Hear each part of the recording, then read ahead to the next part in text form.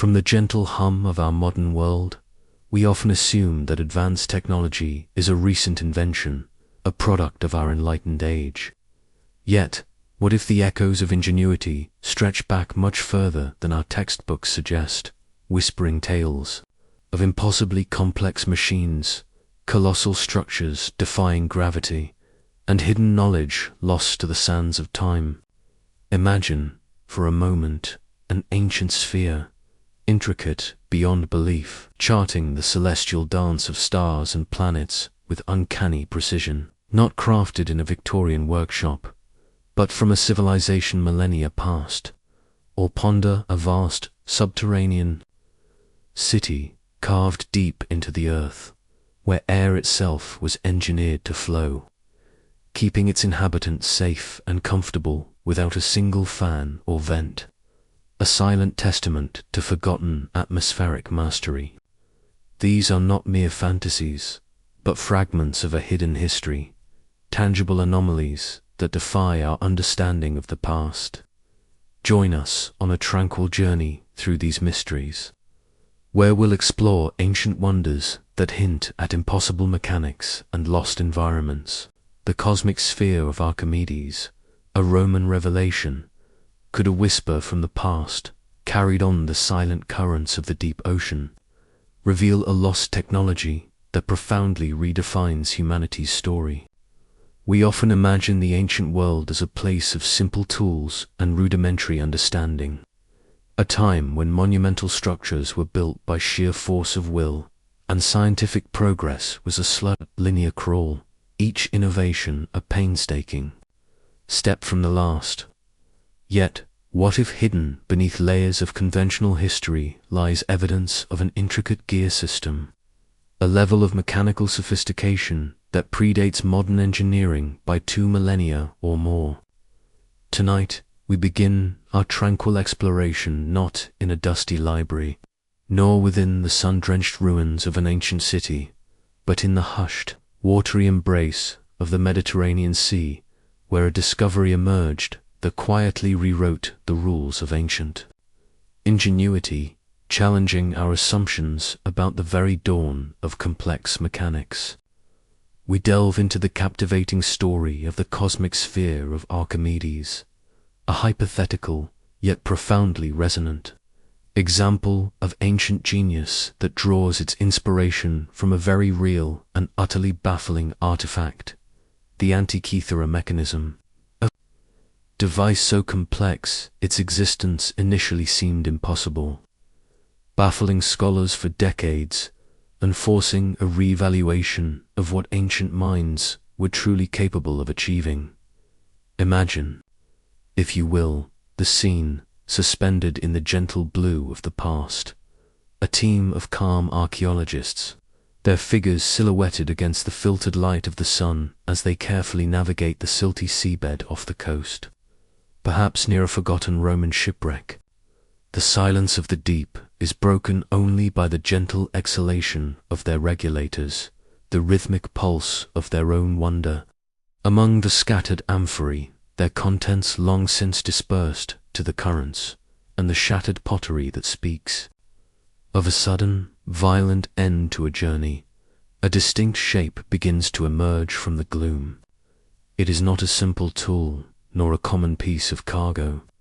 It is a sphere, strangely symmetrical, encrusted with centuries of marine growth, barnacles and coral, looking like a forgotten jewel of the deep, as it is gently brought to the surface, its ancient form veiled by layers of calcareous accretion and meticulously cleaned.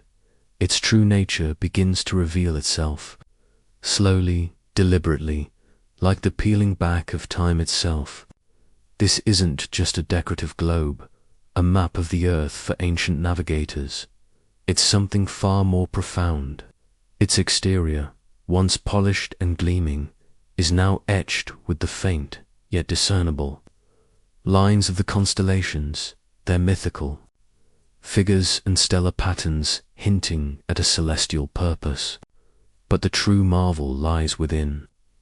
Through careful preservation and delicate disassembly, the interior reveals a labyrinth of delicate bronze gears, each one a testament to an unimaginable precision, each gear perfectly cut and precisely meshed, with its neighbors, moves in a synchronized dance, a miniature clockwork universe designed to mirror the complex, often counterintuitive, movements of the celestial sphere. This is no mere astrolabe, a flat instrument used for basic navigation or simple star sighting. This cosmic sphere is a sophisticated analog computer, a three-dimensional mechanical model of the heavens, capable of predicting planetary retrograde motion, the seemingly backward movement of planets in the night sky, as observed from Earth, with stunning accuracy. This phenomenon, which perplexed early astronomers, would be effortlessly plotted by this ancient marvel. It might even be designed to forecast eclipses, predicting the exact moments when sun and moon would align in a silent cosmic ballet, casting shadows across ancient lands, or predicting the subtle dance of lunar phases over vast stretches of time. Such a device, emerging from an era we often characterize by rudimentary technology, would represent an understanding of kinematics, the science of motion and observational astronomy, so profound that it would leapfrog centuries, if not millennia, of assumed technological development. Its sophistication places it firmly as a direct ancestor to technologies we consider quintessentially modern, like complex mechanical clocks, differential gears, and sophisticated scientific instruments that only truly blossomed during the Renaissance and Industrial Revolutions. The very concept of such precision gearing, miniaturized for complex calculation, pushes the boundaries of what we thought was possible for the ancient world. The implications of such an ancient gear system are vast and incredibly thought-provoking, forcing us to gently reconsider the intellectual capabilities and scientific prowess of past civilizations. How could ancient artisans and thinkers, without the aid of modern machining tools, high-precision lathes, or even sophisticated mathematical notation as we know it, create gears of such intricate design and exacting precision? What level of metallurgical knowledge allowed them to cast and shape bronze with such finesse? And perhaps even more significantly, how did the designers of this sphere possess such a comprehensive theoretical understanding of mathematics, physics, and astronomical mechanics to conceive of such a device? Did they spend lifetimes in meticulous, naked-eye observation, painstakingly mapping the heavens until patterns emerged that allowed for such mechanical prediction? Or did they perhaps inherit this profound knowledge from an even older, forgotten source, a whisper of a civilization whose engineering prowess has been lost to the sands of time and the depths of the ocean, leaving only these tantalizing echoes? This is more than just an artifact. It's a tangible echo of a challenge to our conventional historical timeline, a silent, powerful argument against the linear progression of human technological evolution. It implies that the principles of complex automation, the foresight to model vast cosmic movements, and the profound ingenuity to translate abstract celestial mechanics into tangible, working gears, were present in antiquity in ways we are only just beginning to grasp. The Cosmic Sphere of Archimedes becomes a symbol, not just of a singular invention, but of a potential hidden undercurrent of advanced knowledge, a secret stream of innovation flowing silently beneath the surface of known history. Its very existence opens a door to questions about lost methodologies, forgotten educational systems, and even the possibility of ancient scientific academies, dedicated to pursuits far beyond what our textbooks currently acknowledge. It suggests that the genius of antiquity was far more diverse and multifaceted than we often assume, capable of applying rigorous scientific thought to mechanical problems with astounding results. Consider the dedication, the patience, and the collective knowledge required to develop such a device. This wasn't a spontaneous invention. It speaks of a tradition, a lineage of thinkers and craftsmen who understood geometry, trigonometry, and the intricate dance of the cosmos. It implies a society that valued such knowledge, supporting its development and preservation. Why did this technological lineage seemingly disappear, only to be reinvented much later in history? Was there a catastrophic event that wiped out not just populations, but entire libraries of knowledge and the skilled artisans who held these secrets in their hands and minds? Or did this knowledge become esoteric, guarded by a select few only, to fade away as societies changed? The mystery of its apparent isolation in the historical record is almost as intriguing as its complexity. It asks us to look beyond the simplistic narratives of our past and to embrace a world where ancient minds were capable of wonders we are only just beginning to truly appreciate. Wonders that compel us to redefine the very concept of ancient. Implications extend beyond mere historical curiosity. If such precision engineering was possible then, what other ancient gear systems might lie hidden, awaiting discovery, or perhaps encoded within structures that we gaze upon every day without understanding their true purpose? The Cosmic Sphere of Archimedes stands as a gentle yet firm reminder that history is not a static ledger, but a dynamic, unfolding story with chapters yet to be fully revealed. Its bronze gears hum a silent song of a forgotten age, inviting us to listen more closely, to look beyond the obvious, and to allow our understanding of the past to expand in ways we never thought possible.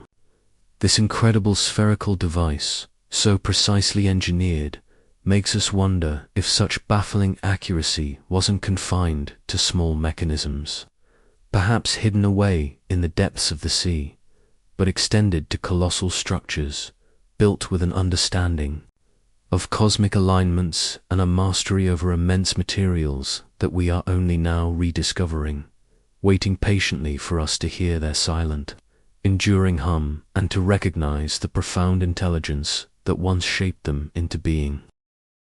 The Osireion's precision, acoustic engineering and water manipulation from the intricate gears of a hypothetical cosmic sphere, hinting at lost mechanical genius, our journey now turns to something equally profound in its precision, yet vastly different in its scale: the colossal, silent architecture of the Osireion at Abydos, Egypt. We typically associate ancient Egyptian construction with the iconic pyramids and grand temples, marvels of immense stone and symbolic power. But beneath the surface, nestled behind the temple of Seti I, lies a structure that quietly defies many of our assumptions about ancient building techniques and the subtle forces they may have mastered. It presents us with another facet of an ancient gear system, not of cogs and levers, but of monumental blocks and flowing water, suggesting a sophisticated understanding of unseen physical principles that resonate through time. What secrets might truly lie hidden within a structure, often overlooked in popular narratives, a place built with a precision that seems to hum with a forgotten purpose? The Osireion is an enigmatic monument, largely subterranean, designed with an austere grandeur that contrasts sharply with the ornate decorations of nearby temples. Its core consists of a vast, central island, surrounded by deep trenches that are often filled with water. The most striking feature, however, is the sheer scale and craftsmanship of the colossal red granite blocks used in its construction. These blocks, some weighing upwards of 100 tons, are cut with such startling accuracy and fitted so seamlessly that a razor blade can barely pass between them. This level of precision in working such incredibly hard stone, using tools we believe were available to the ancient Egyptians remains a persistent puzzle for modern engineers and archaeologists alike. How were these immense stones quarried, transported, and then placed with such mathematical exactness into their final positions, often far below ground level? The absence of mortar, a hallmark of this type of megalithic construction, only deepens the mystery, suggesting an intimate knowledge of lithic engineering that allowed for perfect interlock beyond the astonishing stone cutting. The Osireion presents another layer of intrigue, its unique interaction with water and its potential for acoustic phenomena. The deep, symmetrical, water-filled trenches that surround the central island are not merely decorative pools. Some theories quietly propose that these trenches, combined with the resonant properties of the massive granite, may have functioned as a sophisticated hydroacoustic system. Imagine the subtle, controlled movement of water within these channels, perhaps influenced by subterranean springs or carefully managed inflows. The sound of this moving water reverberating off the polished granite surfaces and within the enclosed space could have created specific resonant frequencies. Could the Osireion have been designed as a giant acoustic chamber, where sound was not just heard, but perhaps felt, inducing specific states of consciousness for rituals or contemplation? The science of cymatics, which explores how sound vibrations create visible geometric patterns in materials, offers a tantalizing parallel. If ancient builders understood the principles of resonance, they could have engineered this space to generate specific vibrational frequencies, subtly influencing the environment and those within it.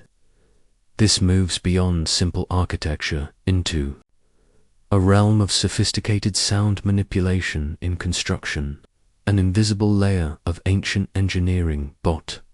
Furthermore, the precise level of the water within the trenches suggests another form of subtle control. If the water levels were precisely maintained or varied in a controlled manner, this implies an advanced understanding of hydrodynamics, the science of how liquids move and interact with their environment. Was the Osireion, in part, a gigantic system for precise water level control, perhaps even functioning as a form of ancient hydraulic clock, marking time through the slow, deliberate rise and fall of water within its channels, synchronized with celestial events above ground? The consistent depth and the exact angles of its construction point towards an intentional design that integrated these watery elements, hinting at a purpose far more complex than a simple reservoir. This mastery over water, its movement, and its interaction with sound, showcases a remarkable ingenuity that defies our conventional understanding of ancient technological capabilities. It compels us to consider that ancient Egyptians may have possessed a holistic understanding of their environment, integrating principles of physics and engineering in ways that we are only now beginning to hypothesize. The sheer scale of the Osireion's construction, combined with its hidden, almost clandestine nature beneath the ground level, adds to its mysterious allure. Why was such an immense and precisely engineered structure buried? Was it meant to be a secret, a place of initiation, or a site whose true function was only understood by a select few? The precise alignment of its various elements with astronomical phenomena, common in other Egyptian temples, suggests a connection to cosmic principles, yet its unique design hints at an additional, perhaps energetic or resonant, purpose. It is a monument that feels less like a typical temple and more like an ancient machine, a vast structural gear system designed to interact with elemental forces, the earth, water, and sound, in ways that are deeply subtle, yet profoundly impactful. This level of sophistication challenges the widely accepted narrative of ancient Egyptian technology, pushing the boundaries of what we thought was achievable with rudimentary tools.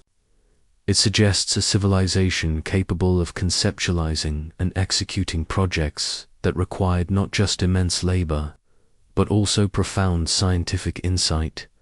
The contemplation of the Osireion's precision leaves us with a sense of quiet awe, a deep wonder at the profound understanding that ancient builders may have possessed regarding the subtle forces of nature.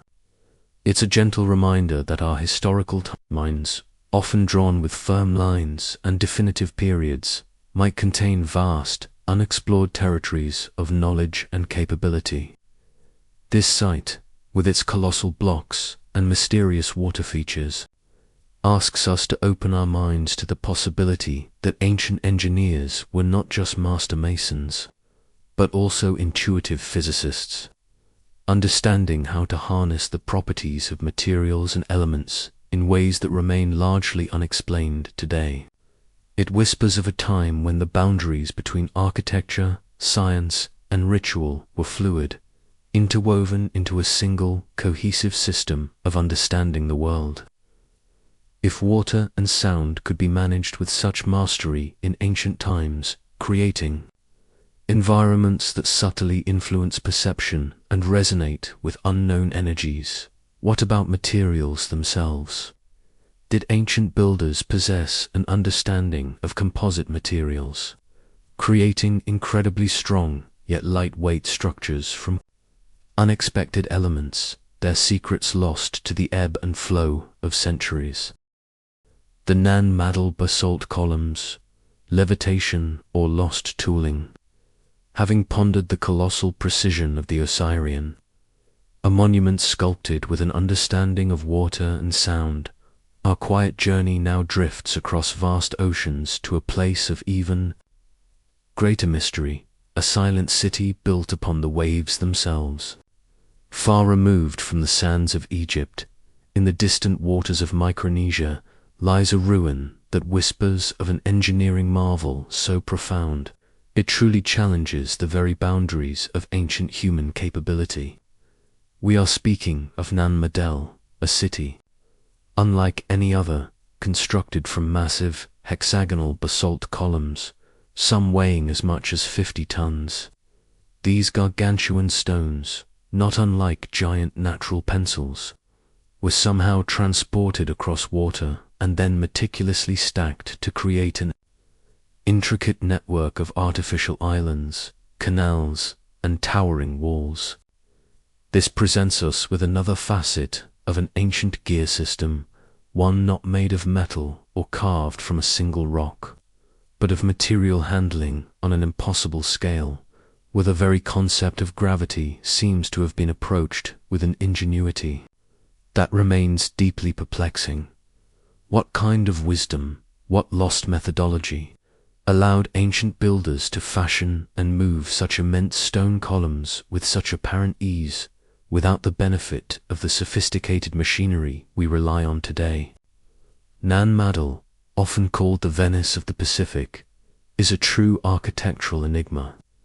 It's composed of nearly 100 artificial islets, all constructed from these naturally occurring, yet precisely utilized, prismatic basalt columns. These columns, formed by volcanic activity, are remarkable in themselves for their regular, often hexagonal, cross-sections, but it's how they were used that truly sparks our wonder.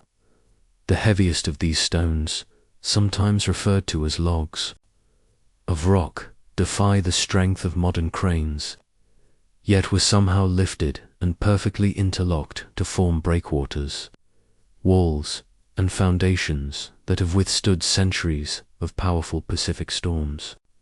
The quarries for these basalt columns are not immediately adjacent to the city, meaning that these multi-ton pieces had to be transported, likely by raft, across considerable stretches of water.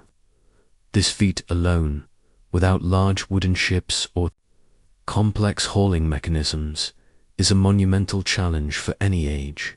The sheer scale of the undertaking suggests not just immense communal effort, but an incredibly sophisticated logistical gear system that managed material acquisition, transport, and precise placement with a level of coordination and technical skill that seems utterly out of place for a society we perceive as primitive. The absence of any known tools capable of cutting and moving such columns with the required precision further deepens the mystery. How were these natural columns sometimes trimmed or shaped, if at all? And more importantly, how were they lifted to create walls standing up to 25 feet high? Traditional explanations involving large numbers of people pulling ropes and levers simply don't fully account for the weight and delicate balance required to position these stones with such exacting alignment. This leads to theories that whisper of forgotten engineering techniques, methodologies that perhaps transcended brute force. One of the most intriguing, and indeed captivating, possibilities revolves around the concept of acoustic levitation. Could the ancient builders of Madol have possessed a deep understanding of sound and vibration, a knowledge so profound that they could manipulate the very forces of gravity, even if subtly, allowing them to move these massive columns with less physical effort than we might imagine? While this remains speculative, the idea that sound could be an ancient gear system for material handling opens up entirely new pathways of contemplation.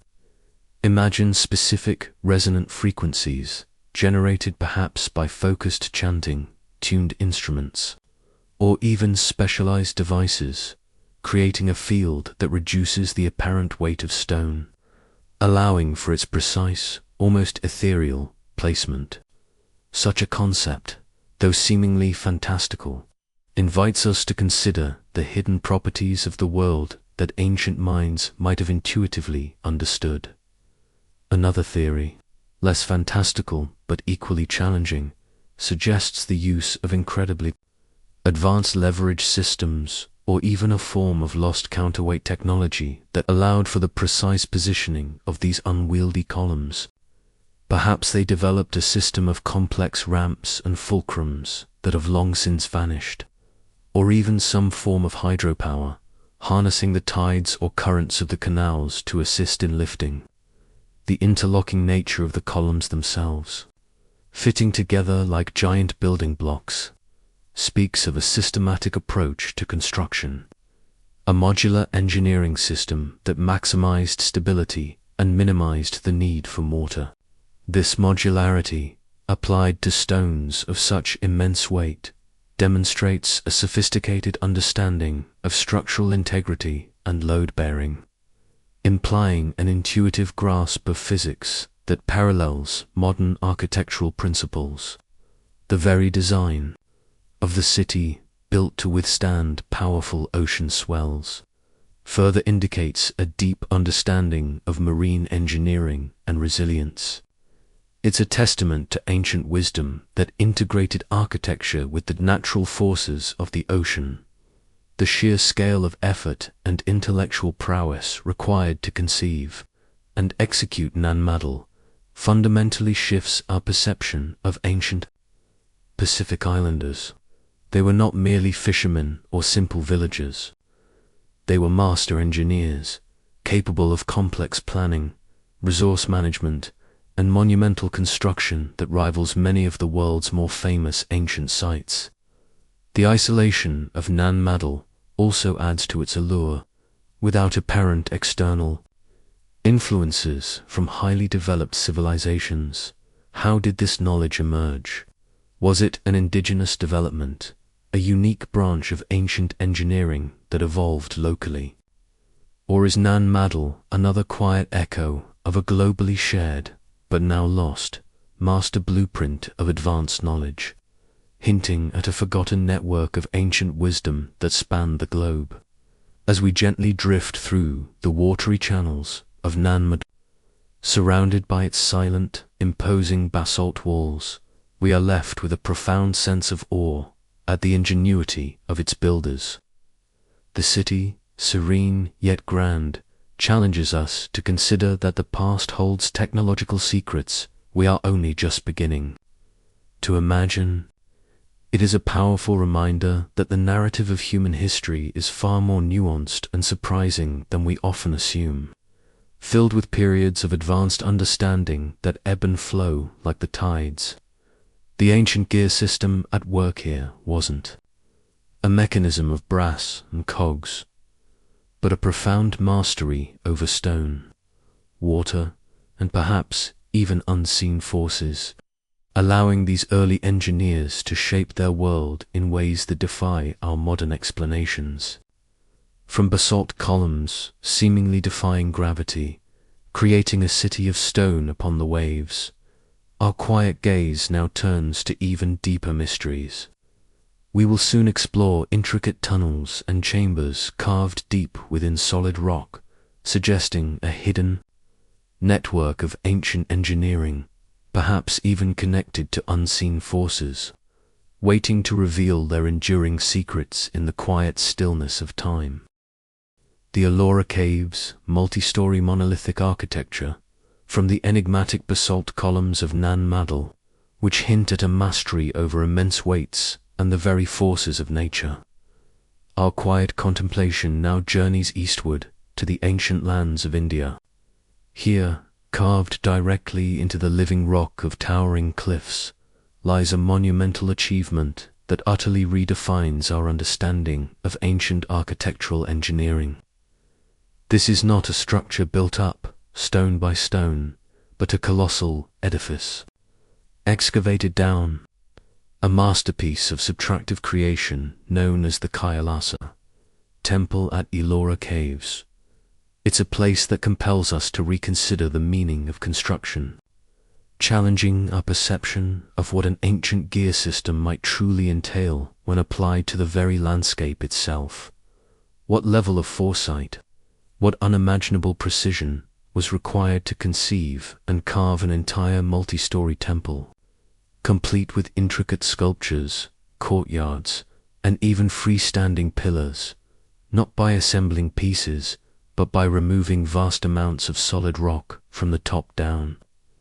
The Kailasa temple, dedicated to Lord Shiva, is not merely a cave temple in the traditional sense. It is a gigantic, freestanding, monolithic structure, separated entirely from the surrounding rock. Imagine the colossal undertaking. Artisans and engineers did not simply dig into a hillside. Instead, they began at the top of a towering cliff, carving downwards, meticulously hollowing out the rock to reveal a complete temple complex.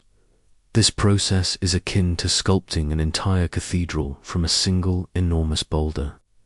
Every archway, every column, every window, every intricate depiction of gods and goddesses had to be carefully planned and executed with absolute precision, knowing that a single miscalculation, a single misplaced chisel strike, could compromise the entire project, as there was no adding material back once removed.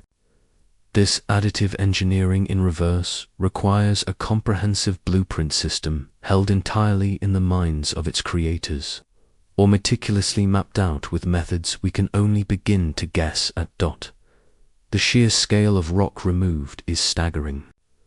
Estimates suggest that hundreds of thousands of tons of basalt rock were excavated to create the Kailasa temple.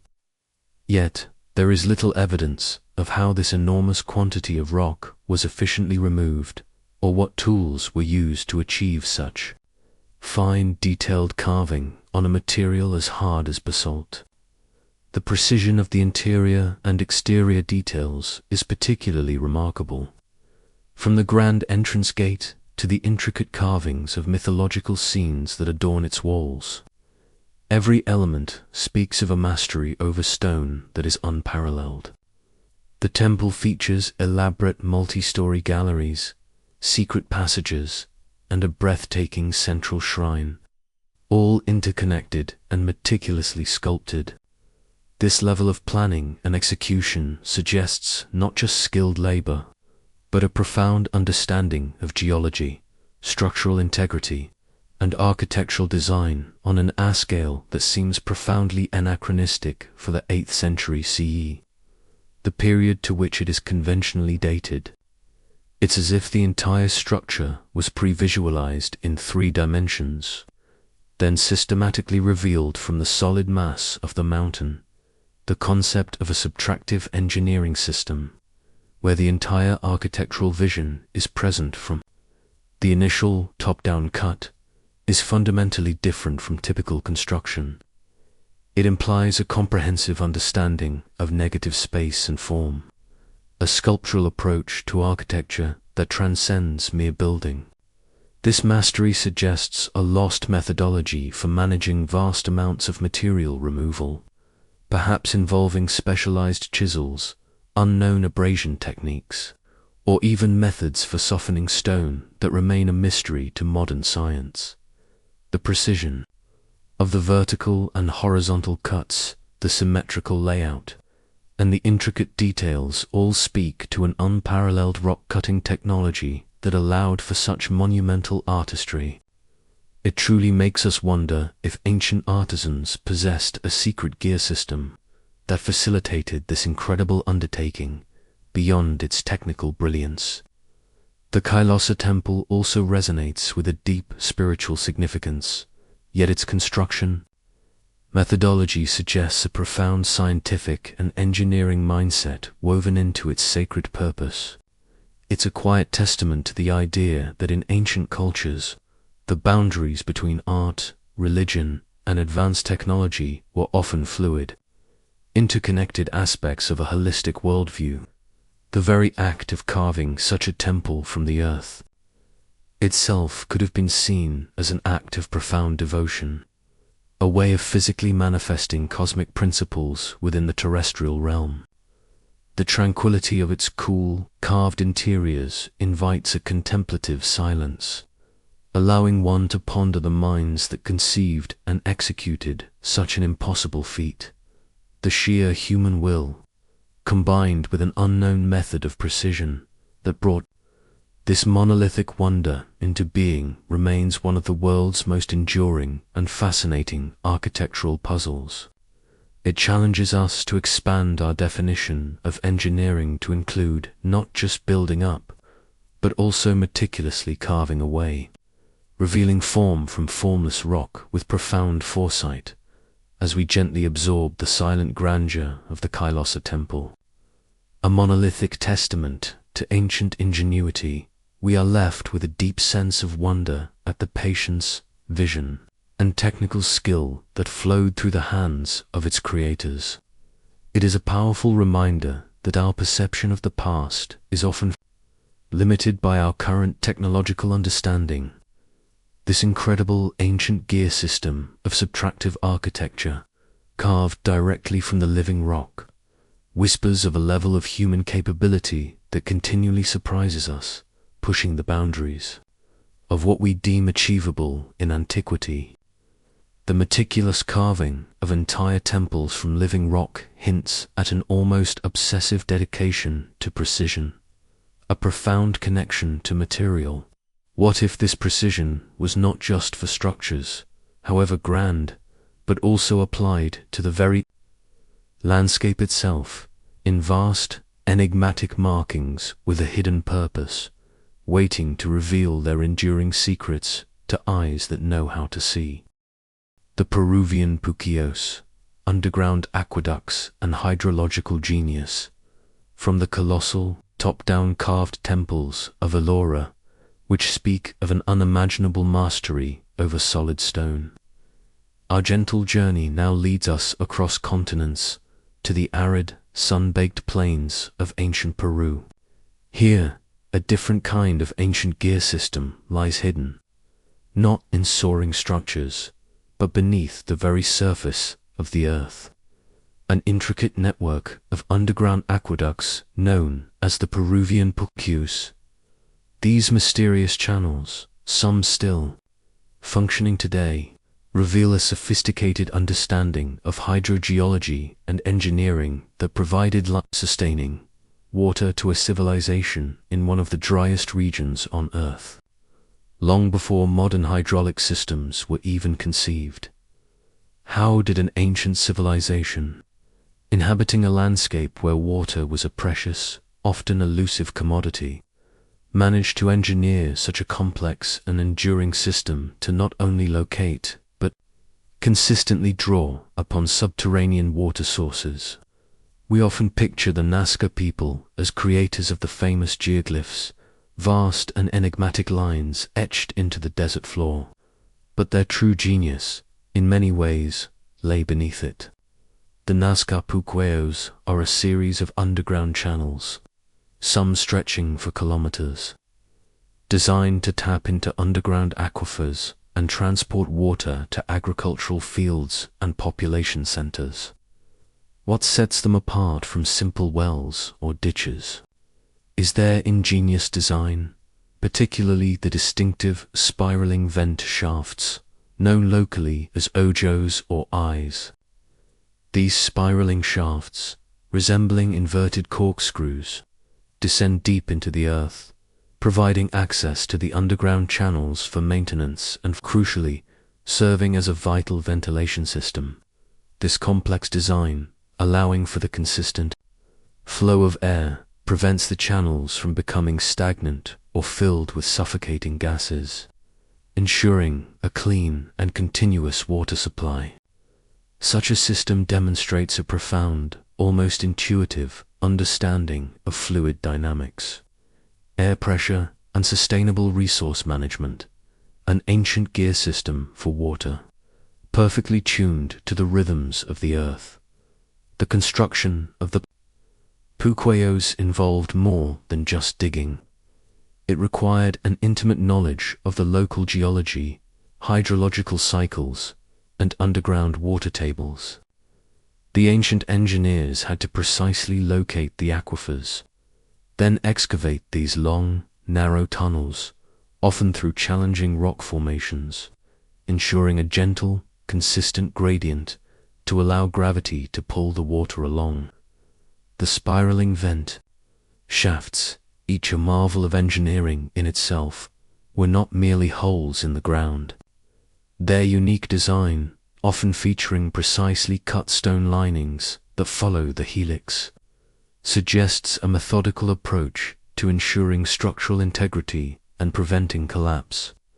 This careful attention to detail in a subterranean environment where light was scarce and the risks were high points to a level of engineering, planning, and execution that belies the common perception of ancient capabilities. It's a testament to a hydrological genius that balanced practicality with an almost artistic understanding of the natural world. The long-term viability of the Puquios is perhaps their most astonishing feature. Many of these channels have been continuously supplying water for over 1,500 years, a testament to their robust design and sustainable principles. Modern engineering often struggles to create infrastructure with such longevity. This enduring functionality suggests not just a successful initial construction, but also an effective system for maintenance and repair, passed down through generations. It implies a resource sustainability system that was deeply integrated into the Nazca way of life, ensuring survival in an unforgiving environment. The fact that these ancient aqueducts still provide water today, allowing local farmers to cultivate crops in regions that would otherwise be barren, is a living legacy of their brilliance. The Puquios reveal a hidden engineering system that showcases a deep understanding of natural processes, transforming the landscape in a subtle yet profound way. Unlike monumental surface structures that declare their presence with grandeur, these aqueducts quietly harness the Earth's unseen currents. They represent an ancient solution to a fundamental problem: survival in an arid land achieved through an advanced grasp of hydrogeology and hydraulics that predates comparable modern systems by centuries. This mastery over subterranean water flows suggests a patient observation of the natural world, a willingness to work with the earth rather than simply imposing upon it. It highlights a form of environmental engineering that prioritized long-term resilience and ecological balance, principles that resonate deeply with contemporary discussions on sustainable practices. The existence of such intricate and effective subterranean water systems compels us to gently expand our understanding of ancient ingenuity. It suggests that complex planning, sophisticated problem-solving, and a profound respect for natural resources were not exclusive to later, more technologically advanced civilizations. The Nazca people, often celebrated for their enigmatic lines, demonstrate through their Puquios that their true legacy extends beneath the surface, a testament to an invisible network of engineering prowess. It's a quiet, humbling reminder that ancient wisdom was often intensely practical, yet infused with a deeper understanding of the world's cycles and its hidden complexities.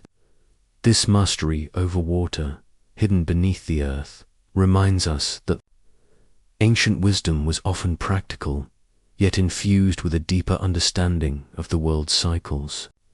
But what if this understanding also extended to crafting intricate, self-contained environments built with a profound understanding of natural systems, where light, air, and resources were meticulously managed to sustain life beneath the very ground we stand on, waiting to be rediscovered? Derinku's atmosphere, ancient underground, climate control. From the ingenious subterranean water systems of the Peruvian Puquios, which whisper of ancient hydrological brilliance, our serene journey now descends even deeper into the earth, too. A place where entire cities were carved from the very rock itself, not merely for shelter, but as self-contained worlds, meticulously engineered for survival and comfort. We travel to the remarkable region of Cappadocia in Turkey, home to the vast, multi-layered underground city of Derinku. This incredible complex, a testament to an ancient gear system of environmental control, compels us to consider how ancient civilizations mastered the very atmosphere within their hidden realms, creating breathable, livable spaces far beneath the surface, sustained by an ingenuity that feels profoundly modern. What kind of profound understanding of atmospheric dynamics? What intricate blueprint allowed ancient inhabitants to construct a multi-level city, potentially housing thousands deep beneath the earth, ensuring a continuous supply of fresh air and maintaining comfortable temperatures year-round? Derinku is not merely a collection of caves.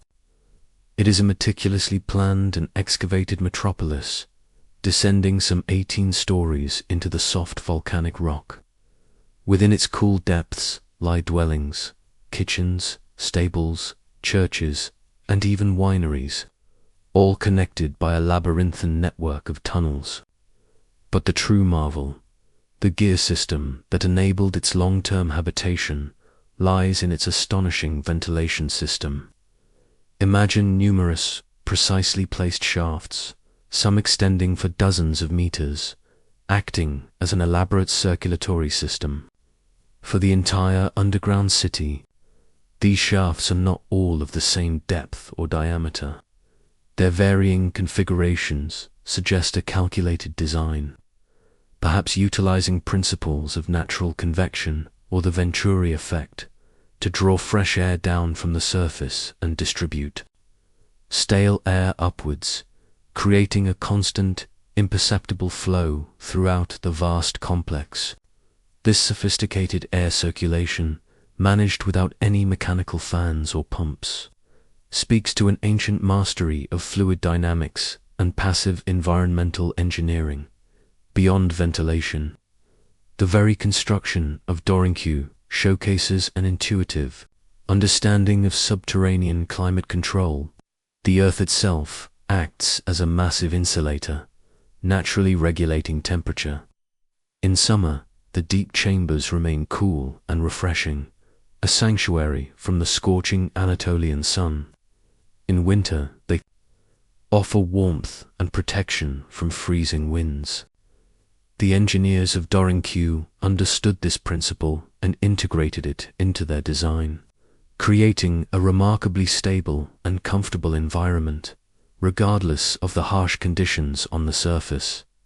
This wasn't accidental. It was a deliberate application of environmental intelligence, a self-sustaining habitation system perfectly attuned to the geothermal properties of the rock. The city also features massive rolling stone doors, round and heavy, which could be sealed from the inside. These doors, some weighing over 1,000 pounds, served not only as a defense mechanism, blocking invaders from penetrating deeper levels, but also potentially as a means to control airflow within specific sections, allowing inhabitants to segment the ventilation system or create isolated climate zones for different purposes, further highlighting an advanced understanding of atmospheric management. The sheer scale of excavation required to create Dorinkyu is astounding, estimated to have involved moving millions of cubic feet of rock, primarily by hand.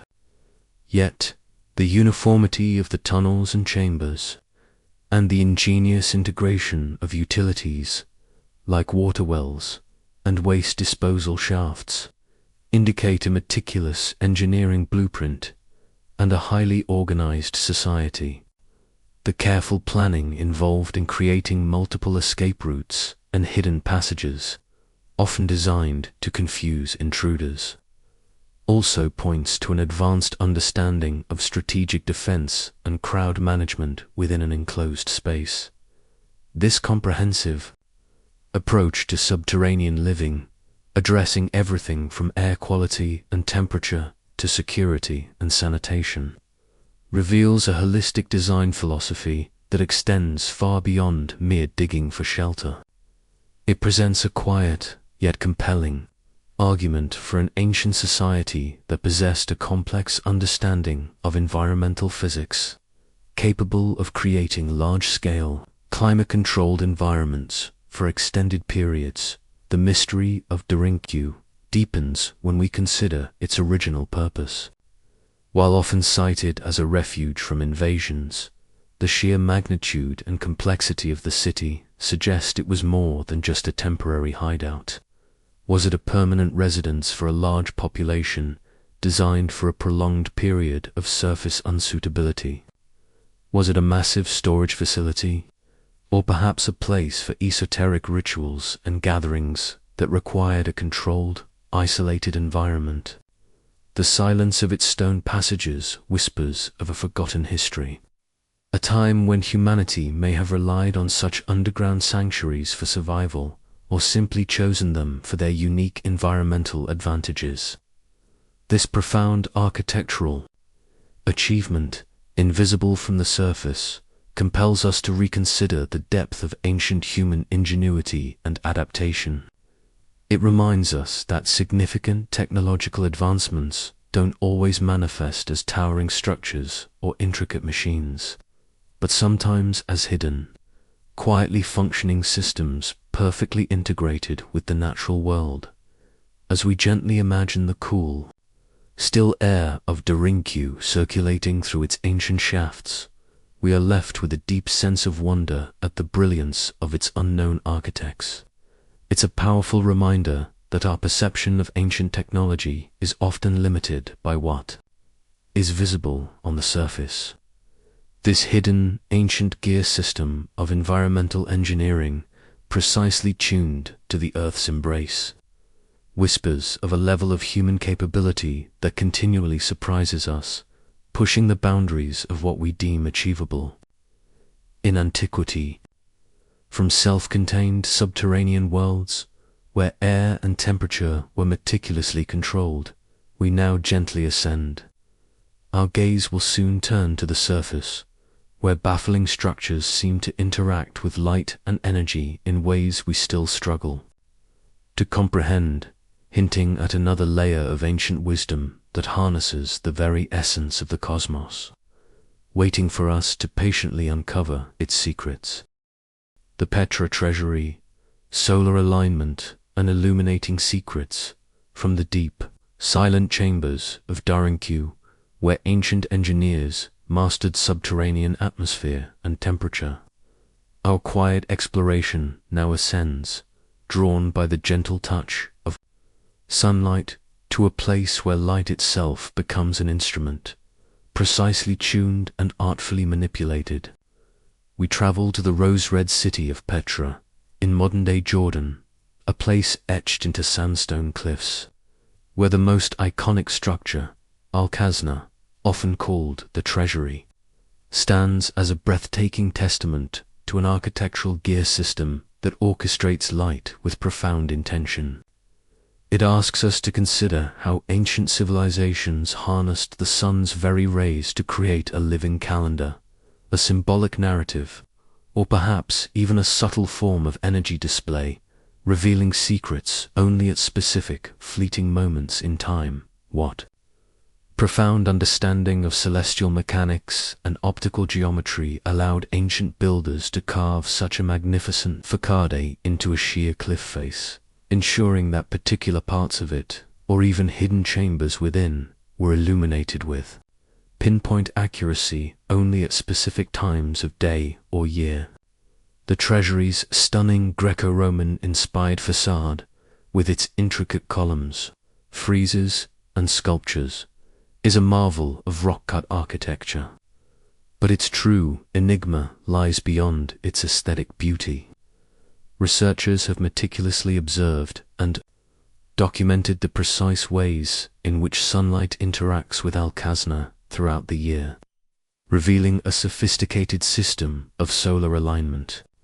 For instance, during the winter solstice, the shortest day of the year, the setting sun casts a beam of light that perfectly illuminates the urn atop the treasury, a moment of quiet, symbolic reverence for a culture deeply connected to the cycles of nature. More astonishing still, on other specific days, perhaps equinoxes or significant lunar phases, light penetrates through small openings, or reflects off carefully angled surfaces to illuminate a particular carving, a hidden niche, or even a subtle architectural feature deep within the structure. This is not mere coincidence. It is a clear indication of an intentional light engineering system. This deliberate manipulation of light implies a deep, long-standing observation of solar paths and an advanced understanding of geometry and optics. The architects and stone carvers of Petra, the Nabateans, were renowned for their ingenuity in water management, but the treasury suggests their brilliance extended to the heavens.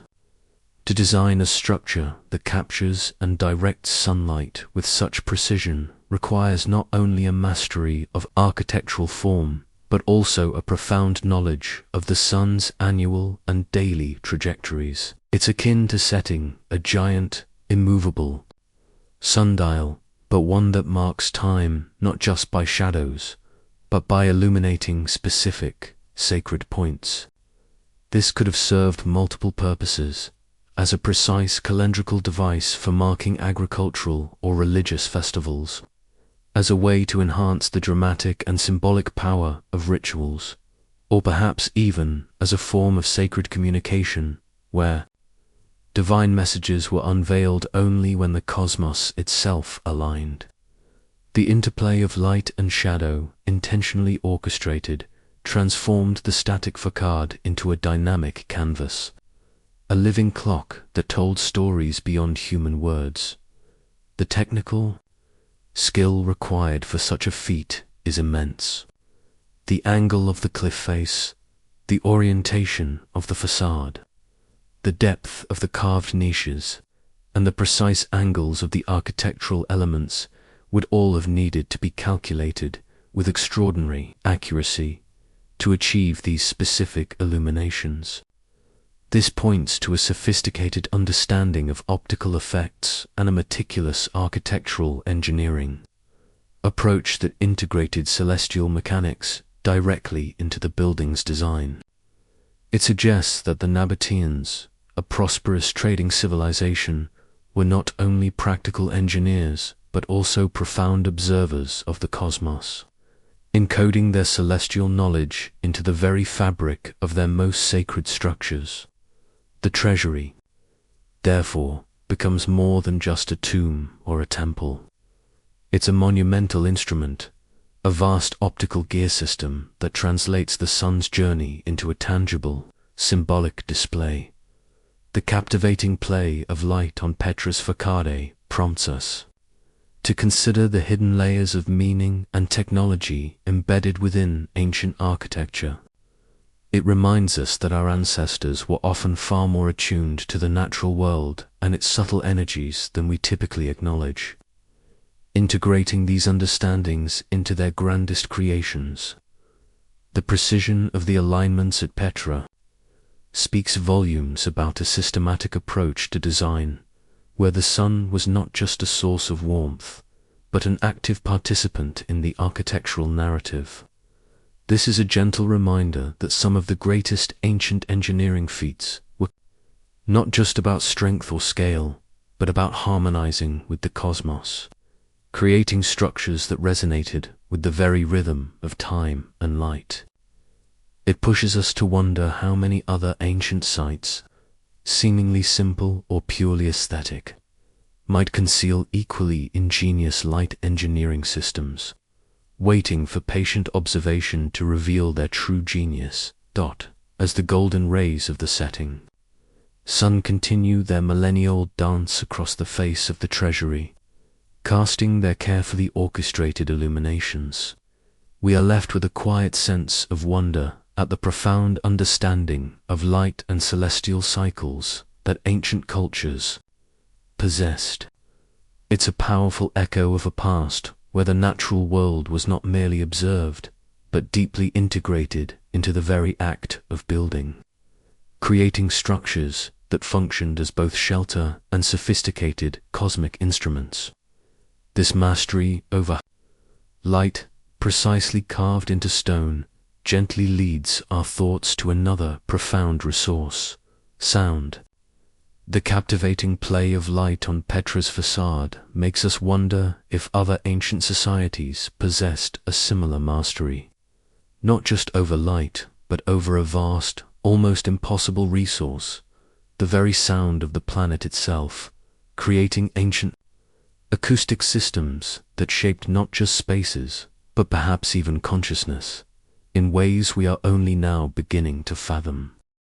The Hyperborean echo, acoustic megaliths, and sonic resonance from the precise play of sunlight upon the treasury at Petra, where light itself becomes an orchestrated narrative.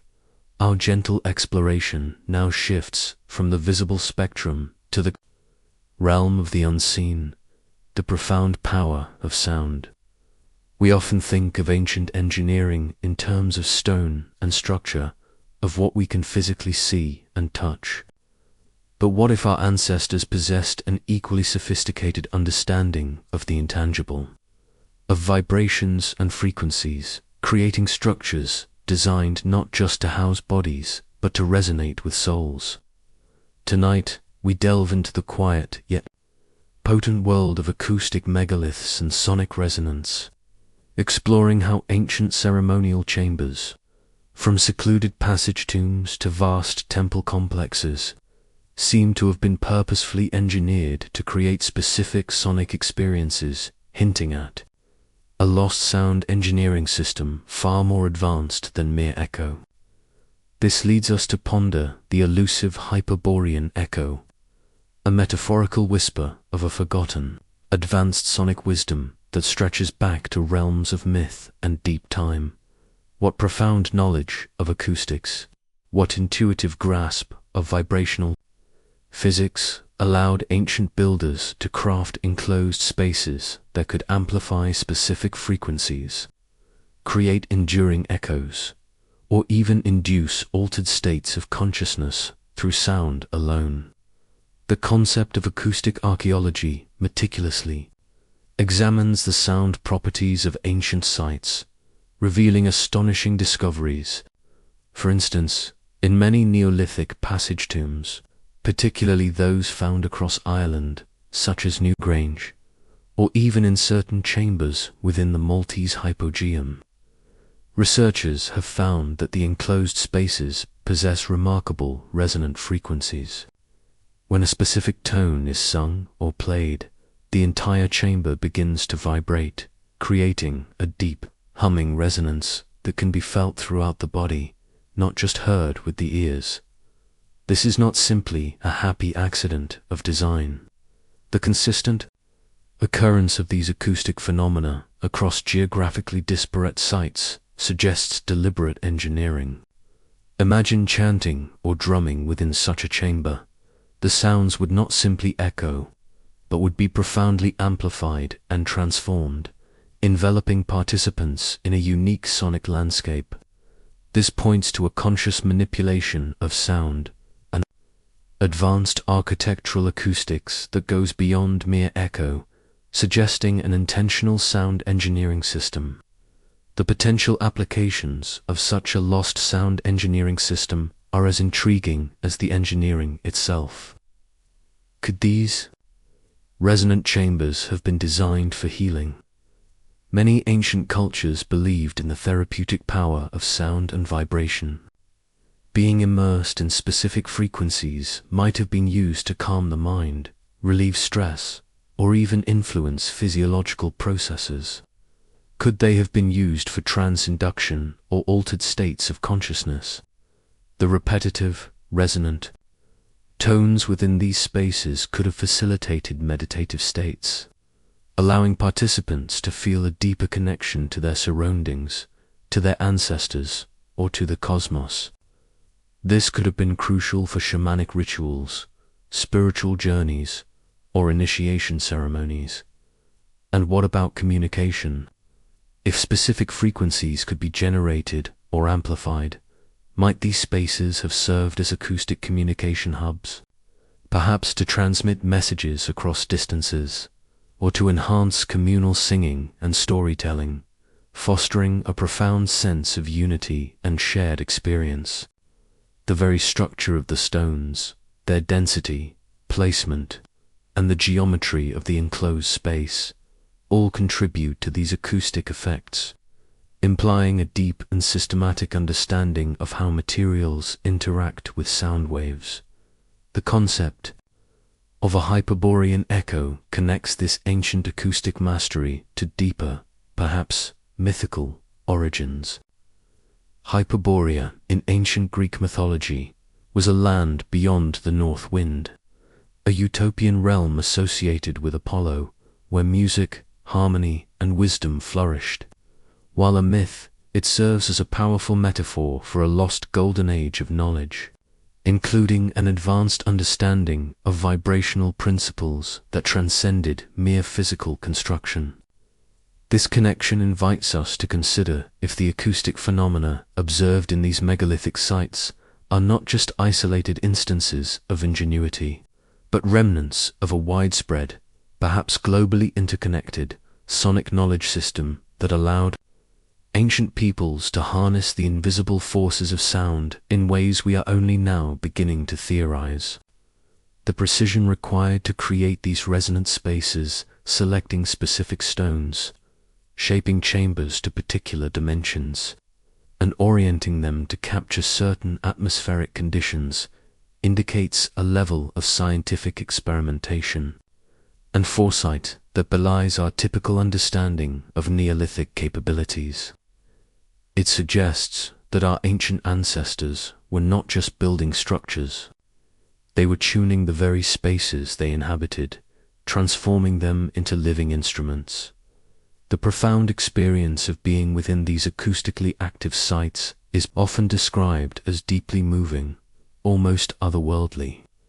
The way the sound wraps around you, reverberates through your body, and seems to originate from everywhere at once, can indeed induce a sense of timelessness and connection.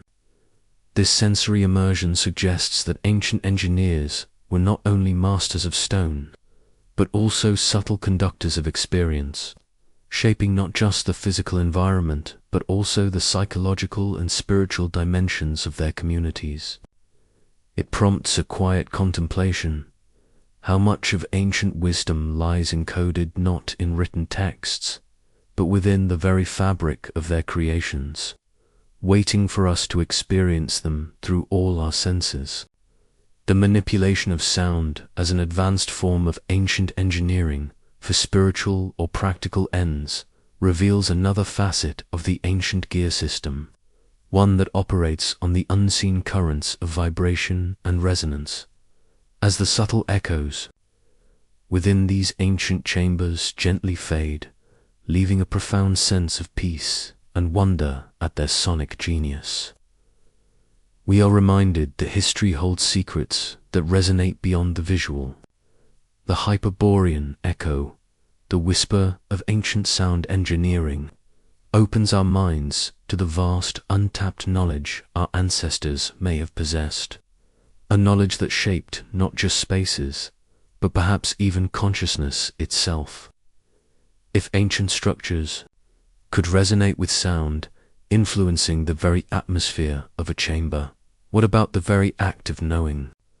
Did our ancestors possess ways of collecting and storing vast amounts of information, not just in written form, but through ingenious mechanical or symbolic devices, designed to preserve and transmit wisdom across the vast, silent stretches of time, waiting for our patient discovery? The Ulfberth swords, carbon nanotubes, and Viking metallurgy, from the silent, resonant chambers of megalithic sites, where ancient builders mastered the intangible frequencies of sound. Our quiet exploration now turns to something profoundly tangible, yet equally shrouded in mystery, the enduring strength of a single steel blade. We journey back to the Viking Age, a time of legendary seafaring and stoic endurance, yet a period we do not typically associate with metallurgical precision that rivals modern-day steel production. Tonight, we delve into the quiet enigma of the Ulfberth swords, a series of artifacts that have confounded metallurgists and historians for decades, revealing a lost material science engineering system so advanced it seems to have been plucked from a much later, more industrialized age. This powerful discovery asks us to reconsider the very nature of a technology we thought we understood, and to wonder what secrets were forged in the silent heat of ancient fires, long before the age of modern science. What kind of profound knowledge of alloying, what intricate blueprint of heating and cooling allowed Viking Age blacksmiths to create blades of such exceptional strength and purity that they stand apart from every other known steel of their era. More than 170 of these swords have been discovered across Europe, each one a testament to an impossible level of craftsmanship. The signature Ulfberth inscription, often found on the blade, became a mark of quality so high it was coveted and feared across the continent. But the true mystery of these swords is not in their craftsmanship alone, but in their very composition. Modern analysis has revealed that Ulfberth blades contain a significantly higher carbon content than other swords from the same period, placing them in a class of steel known as crucible steel or high-carbon steel. This high-carbon content gave the blades an extraordinary combination of hardness and flexibility, making them both incredibly sharp and resistant to shattering in combat. While most contemporary swords were made of softer, more brittle wrought iron, the Ulfberth blades could bend without breaking and hold an edge that was far superior. For a Viking warrior, a blade like this would have been a prized possession, a technological advantage that must have seemed almost magical. But the real puzzle for us, listening in the quiet stillness of today, lies in the question of how. Creating high-carbon steel is a delicate and complex process that requires very high temperatures, in excess of 1600 degrees Celsius to melt, iron and remove impurities like slag, a process that we believed was impossible with the bellows and furnaces available to a 9th century blacksmith. The Ulfberth blades show a striking absence of these impurities, a purity that is the hallmark of modern, highly controlled metallurgical practices. The conventional narrative of European metallurgy places the widespread capability to produce such steel centuries later, coinciding with the Industrial Revolution. So how did these ancient artisans achieve this feat? This profound anachronism in their material science suggests one of two compelling possibilities, each one a testament to an ancient gear system of knowledge that has since been lost 2 times. Slow currents. The first theory quietly suggests a sophisticated supply chain and trade network, one that connected the cold north to the distant, warm lands of Central and Southern Asia. In these regions, specifically in places like modern-day Uzbekistan and India, a legendary form of steel known as woots, steel was being produced through a unique and highly refined process. Wootz steel was a precursor to Damascus steel, famous for its intricate patterns and exceptional qualities. The method of making woots involved heating small, sealed crucibles of iron and charcoal in a specialized furnace for an extended period, creating a carbon-rich ingot that, when cooled slowly, formed a crystalline structure with superior properties. It's a method that requires immense skill and patience, a true ancient metallurgical system. The theory posits that the Vikings or their trading partners did not create this steel themselves, but rather imported these high-quality ingots along the vast network of trade routes, such as the famous Silk Road, and then forged them into the final Ulfberth blades. This explanation offers a fascinating glimpse into a connected ancient world, a quiet whisper that even the most remote corners of the globe were linked by a hunger for technological superiority and a willingness to trade for secrets of metal and fire. The second theory, perhaps even more intriguing and fitting our journey tonight, suggests an indigenous, lost European metallurgical technique.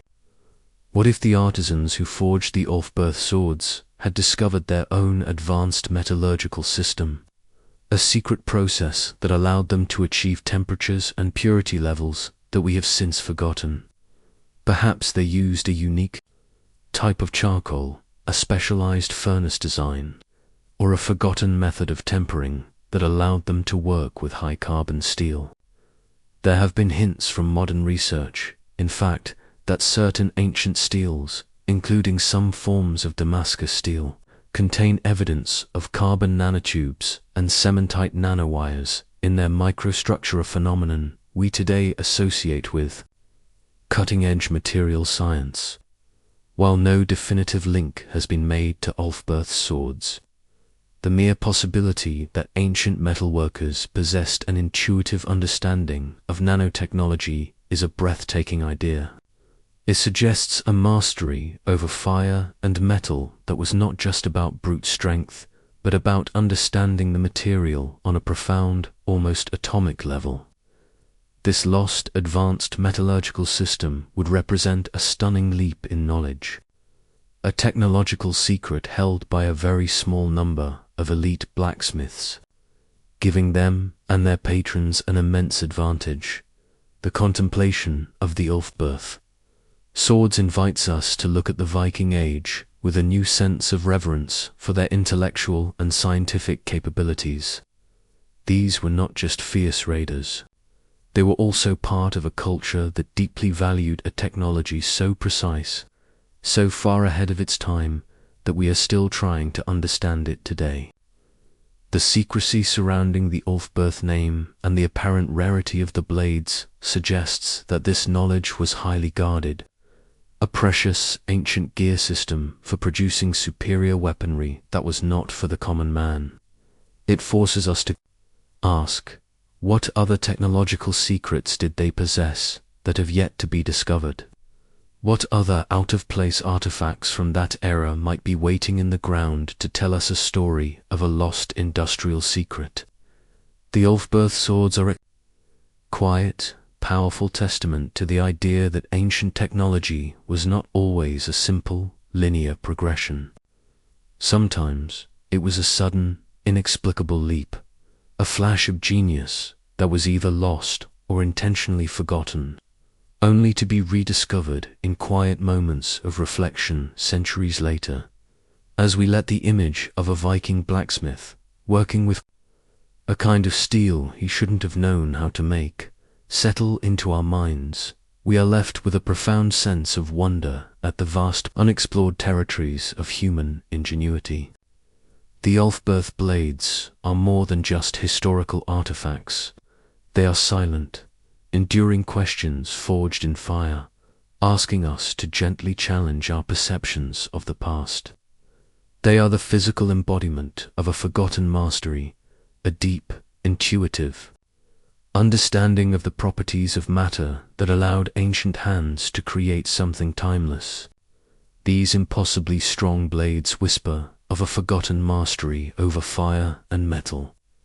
But what if the mastery extended even further, to the very fabric of life itself, to the intricate hidden language of ancient genetics or biology, an understanding so profound it was encoded in mythical narratives and symbolic art, waiting for us to patiently uncover its secrets, a different kind of ancient blueprint entirely.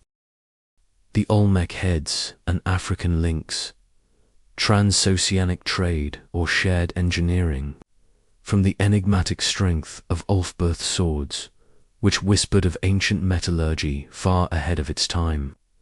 Our calm journey now gracefully expands its reach, stretching across the vast, silent expanses of the ocean itself.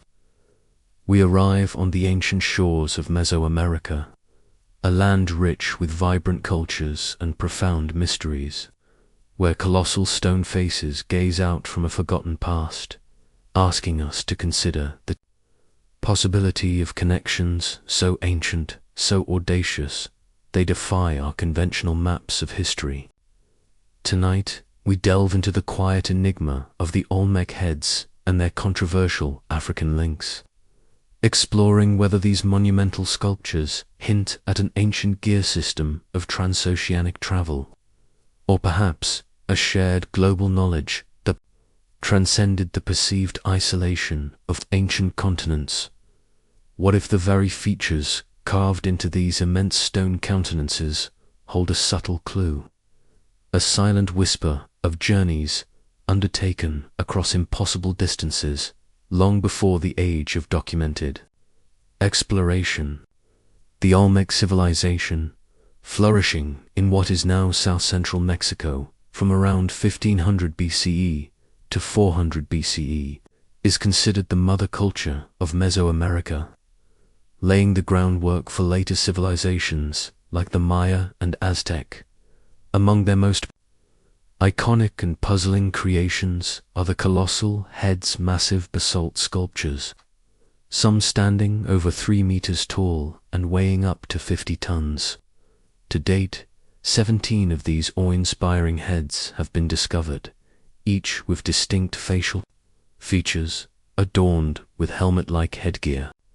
The sheer scale of these sculptures and the immense effort required to quarry the basalt from distant volcanic sources, transport it over land and water, and then carve it with such precision, already presents a formidable challenge to our understanding of ancient engineering capabilities.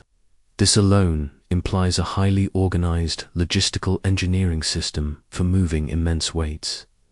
However, the deepest mystery surrounding the Olmec heads lies not just in their engineering, but in the features they depict. Many observers, from early archaeologists to casual viewers today, have noted a striking resemblance between the facial characteristics of some Olmec heads, particularly their broad noses, full lips, and certain cranial structures, than those often associated with people of African descent.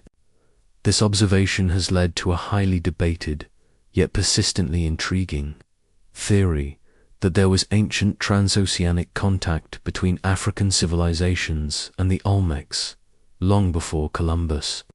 If this were true, it would fundamentally rewrite the accepted timelines of intercontinental travel, suggesting an ancient seafaring engineering system capable of crossing the vast Atlantic thousands of years ago.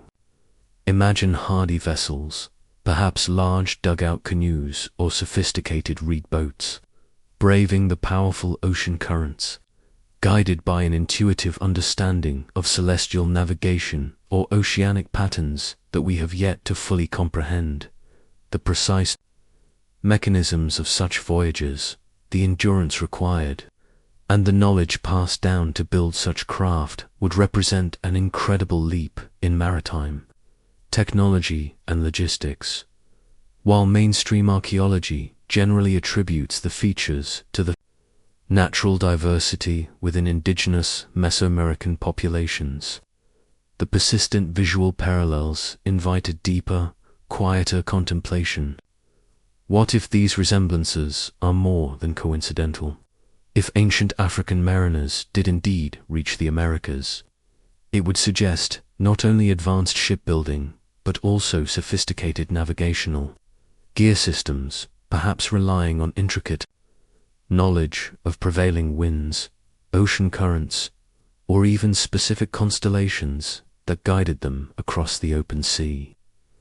This implies a global transport system that operated silently outside the purview of our conventional historical records, fostering the diffusion of complex ideas across seemingly insurmountable distances.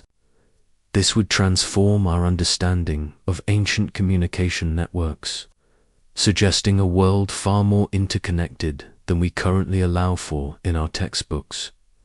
Alternatively, even if direct transoceanic contact is not the answer, the striking similarities could suggest a different kind of shared knowledge diffusion, a global understanding that perhaps stemmed from an even older, common ancestral source of knowledge or parallel, independent innovations of an advanced nature. Perhaps these features represent a universally recognized ideal of leadership or divinity that emerged independently in different cultures due to shared human experiences, or perhaps common, forgotten, archetypal influences. This would suggest a kind of universal human engineering of artistic representation, reflecting deep, shared patterns in the human psyche rather than direct contact. Yet, the specific nature of the Olmec features continues to invite thoughtful consideration of African origins, urging us to look beyond simple explanations. The mystery of the Olmec heads, whether they speak of ancient voyages or a shared wellspring of human creativity, reminds us that the past is far more complex and interconnected than our simplified narratives often allow. It asks us to consider the quiet, enduring possibility that ancient peoples possessed capabilities, technologies, and networks that transcended geographical and technological barriers in ways we are only now beginning to fathom. The sheer effort to quarry, move, and carve these colossal stones speaks of an unparalleled organization and monumental ambition, a silent testament to a society that could command vast resources for a singular artistic, and perhaps even historical, purpose. These enigmatic faces, gazing outward from their jungle clearings, continue to challenge us to expand our understanding of ancient human ingenuity and the hidden links that might bind disparate cultures across vast stretches of time and space. As these silent, monumental faces watch over the timeless landscape of Mesoamerica, we are left with a profound sense of awe at the enduring questions they pose about our shared human story. The Olmec heads, with their enigmatic features and their colossal scale, whisper of journeys across vast oceans, or perhaps a deep, unifying principle of human artistic expression? What if other, equally colossal creations were scattered across distant lands, not merely as statues, but as silent markers of a global understanding of time itself, their forms precisely aligned to celestial rhythms, waiting to be deciphered by eyes that truly know how to see the subtle, grand patterns woven into the fabric of our ancient world? The megalithic dials of Scotland, calendrical precision across continents, from the colossal Olmec heads, which silently pondered the possibility of ancient transoceanic voyages and shared knowledge across vast distances. Our serene journey now drifts to the northern edges of Europe, to the windswept moors and rugged coastlines of ancient Scotland. Here, amidst the timeless landscapes, stand silent sentinels of stone, arranged in patterns that speak not of battle or conquest, but of a profound, patient observation of the cosmos. Tonight, we delve into the quiet majesty of the megalithic dials of Scotland, focusing on how these ancient stone circles and cairns functioned as highly precise calendars, hinting at a global calendrical engineering system and a universal understanding of celestial mechanics that interconnected ancient cultures in ways we are only just beginning to appreciate.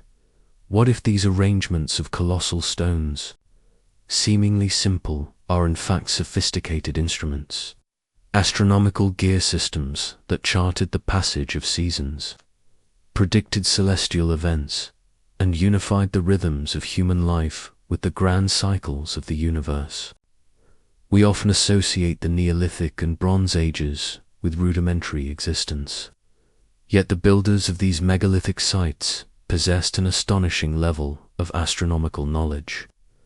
Consider sites like the Calais stones on the Isle of Louisay, breathtaking cruciform arrangement of standing stones encircling a central cairn, perfectly aligned to capture specific solar and lunar events. Or the Claver cairns near Inverness, a group of Bronze Age burial cairns surrounded by stone circles, many of which demonstrate precise alignments with the winter solstice sunset. These are not merely random arrangements, they are deliberate, monumental observatories, designed with an intricate understanding of the sun's annual journey and, in some cases, the more complex 18.6-year cycle of the moon. This level of astronomical precision, etched into the very landscape, points to a patient, multi-generational effort of observation and a sophisticated ability to translate that celestial knowledge into tangible, enduring structures. The meticulous placement of each stone, its height, its angle, and its relationship to the others, suggests a profound architectural astronomy, where the rising and setting points of celestial bodies were calculated and marked with surprising accuracy.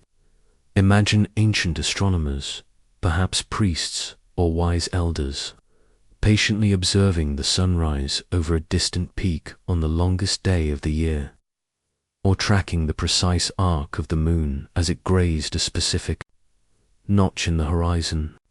Over centuries, this observational data would have been compiled, understood, and then embodied in these magnificent stone structures, creating a perpetual calendar of immense scale. This calendrical engineering system allowed these ancient communities to accurately predict solstices and equinoxes, crucial dates for agricultural cycles, hunting seasons, and religious festivals. Such a system would have been vital for survival and for maintaining social order, knitting the fabric of daily life with the grand celestial clock. What makes these Scottish megalithic dials truly intriguing, however, is not just their local brilliance, but their striking parallels with similar structures found across geographically disparate ancient cultures worldwide. From Stonehenge in England to the countless stone circles of Brittany, from the precise alignments of Mayan temples to the astronomical observatories in ancient China. There is a recurring theme of monumental architecture designed to interact with celestial cycles. This global recurrence suggests a shared, universal understanding of celestial mechanics, a common thread of astronomical inquiry that spanned continents and cultures long before any recognized global communication networks. Were these independent discoveries the natural outcome of humanity's innate curiosity about the heavens, or do they hint at a more profound connection, a proto-scientific network through which fundamental astronomical knowledge diffused across the ancient world, perhaps carried by ancient mariners or shared through forgotten intellectual exchanges? The sophistication of these alignments indicates a knowledge of geometry and surveying that transcends simple empirical observation. To lay out such precise arrangements of massive stones, sometimes spanning vast areas, required a sophisticated spatial engineering system that could transfer astronomical calculations onto the terrestrial plane. This implies not just a visual understanding of the sky, but a mathematical grasp of its movements, allowing them to predict and engineer their structures for future celestial events. The very act of building these cosmic clocks required a level of societal organization, collective labor, and shared intellectual purpose that reflects a highly developed culture, one deeply connected to the rhythms of the earth and the heavens. It pushes us to gently challenge our assumptions about the primitiveness of these ancient societies, inviting us to see them as ingenious astronomers and engineers, working on scales that defy our current understanding. The tranquil contemplation of these ancient stone circles, standing silent beneath the vast Scottish skies, instills a profound sense of continuity, connecting us directly to the patient observers and brilliant engineers of the distant past. They are enduring monuments to humanity's timeless fascination with the cosmos and our innate desire to understand our place within its grand design. The ancient gear system at work here wasn't mechanical in the conventional sense, but a sophisticated intellectual and social mechanism for timekeeping, a system that harnessed the celestial movements to order terrestrial life. It whispers of a universal human impulse to measure, to predict, and to find meaning in the cycles of the sun, moon, and stars. These ancient calendars, etched in stone, speak of a profound understanding of time's cycles, a deep reverence for the celestial clock that governs all life. But what if this understanding was so deep that it led to the manipulation of landscapes themselves, creating immense precise forms from the earth for a purpose we are still deciphering, perhaps mirroring the very patterns of the heavens in vast, silent designs visible only from above, waiting to reveal their enduring secrets? The megalithic dials of Scotland, calendrical precision across continents, from the colossal Olmec heads, which silently ponder the possibility of ancient transoceanic voyages and shared knowledge across vast distances. Our serene journey now drifts to the northern edges of Europe, to the windswept moors and rugged coastlines of ancient Scotland.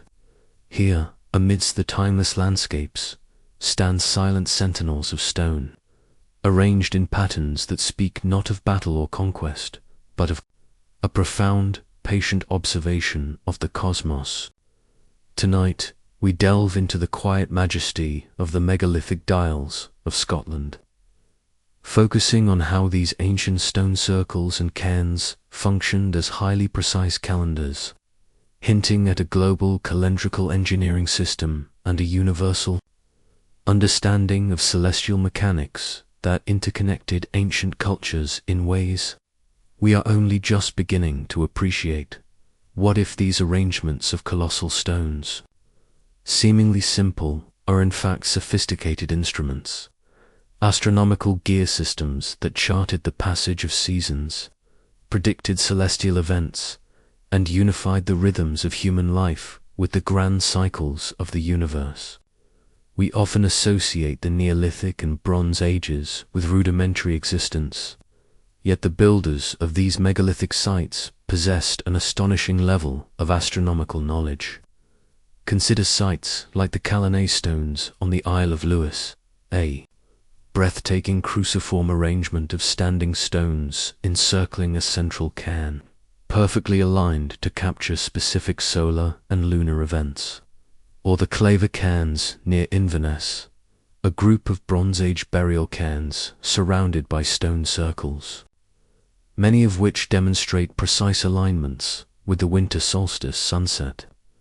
These are not merely random arrangements, they are deliberate, monumental observatories, designed with an intricate understanding of the sun's annual journey and, in some cases, the more complex 18.6-year cycle of the moon.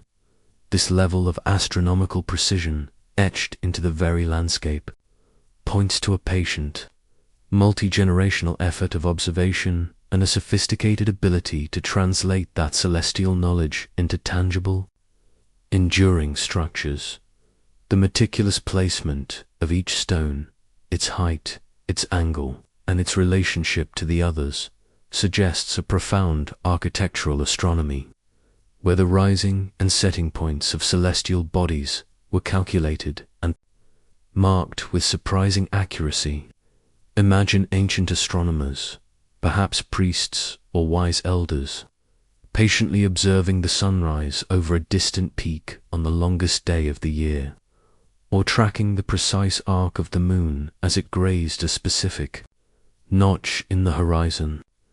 Over centuries, this observational data would have been compiled, understood, and then embodied in these magnificent stone structures, creating a perpetual calendar of immense scale.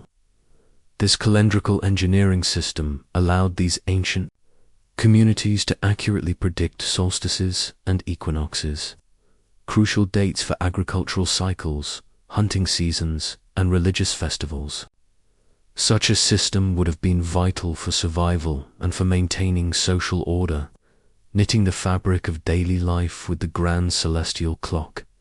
What makes these Scottish megalithic dials truly intriguing, however, is not just their local brilliance, but their striking parallels with similar structures found across geographically disparate ancient cultures worldwide.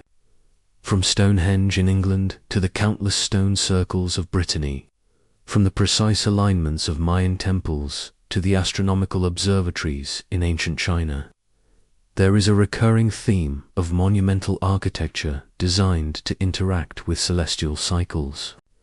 This global recurrence suggests a shared, universal understanding of celestial mechanics, a common thread of astronomical inquiry that spanned continents and cultures long before any recognized global communication networks.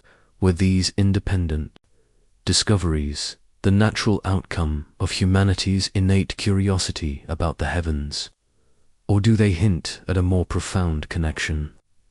A proto-scientific network through which fundamental astronomical knowledge diffused across the ancient world, perhaps carried by ancient mariners or shared through forgotten intellectual exchanges. The sophistication of these alignments indicates a knowledge of geometry and surveying that transcends simple empirical observation.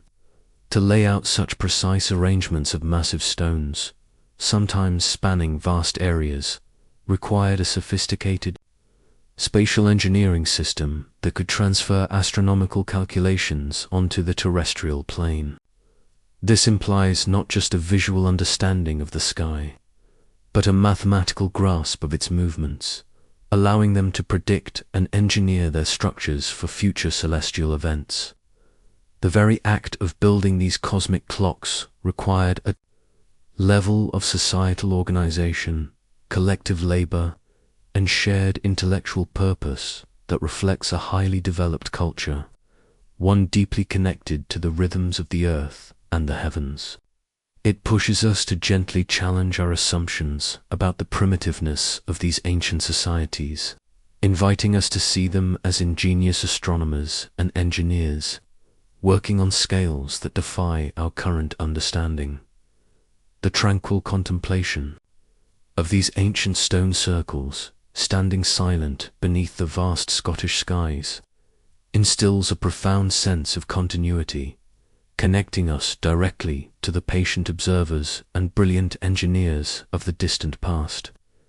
They are enduring monuments to humanity's timeless fascination with the cosmos and our innate desire to understand our place within its grand design. The ancient gear system at work here wasn't mechanical in the conventional sense, but a sophisticated intellectual and social mechanism for timekeeping, a system that harnessed the celestial movements to order terrestrial life. It whispers of a universal human impulse to measure, to predict, and to find meaning in the cycles of the sun, moon, and stars. These ancient calendars, etched in stone, speak of a profound understanding of times, cycles, a deep reverence for the celestial clock that governs all life. But what if this understanding was so deep that it led to the manipulation of landscapes themselves, creating immense precise forms from the earth for a purpose we are still deciphering, perhaps mirroring the very patterns of the heavens in vast, silent designs visible only from above, waiting to reveal their enduring secrets? The Vimana, aerial craft in ancient Indian texts, from the enduring enigma of the Delhi Iron Pillar, which silently showcases a lost mastery over metallurgy and material science.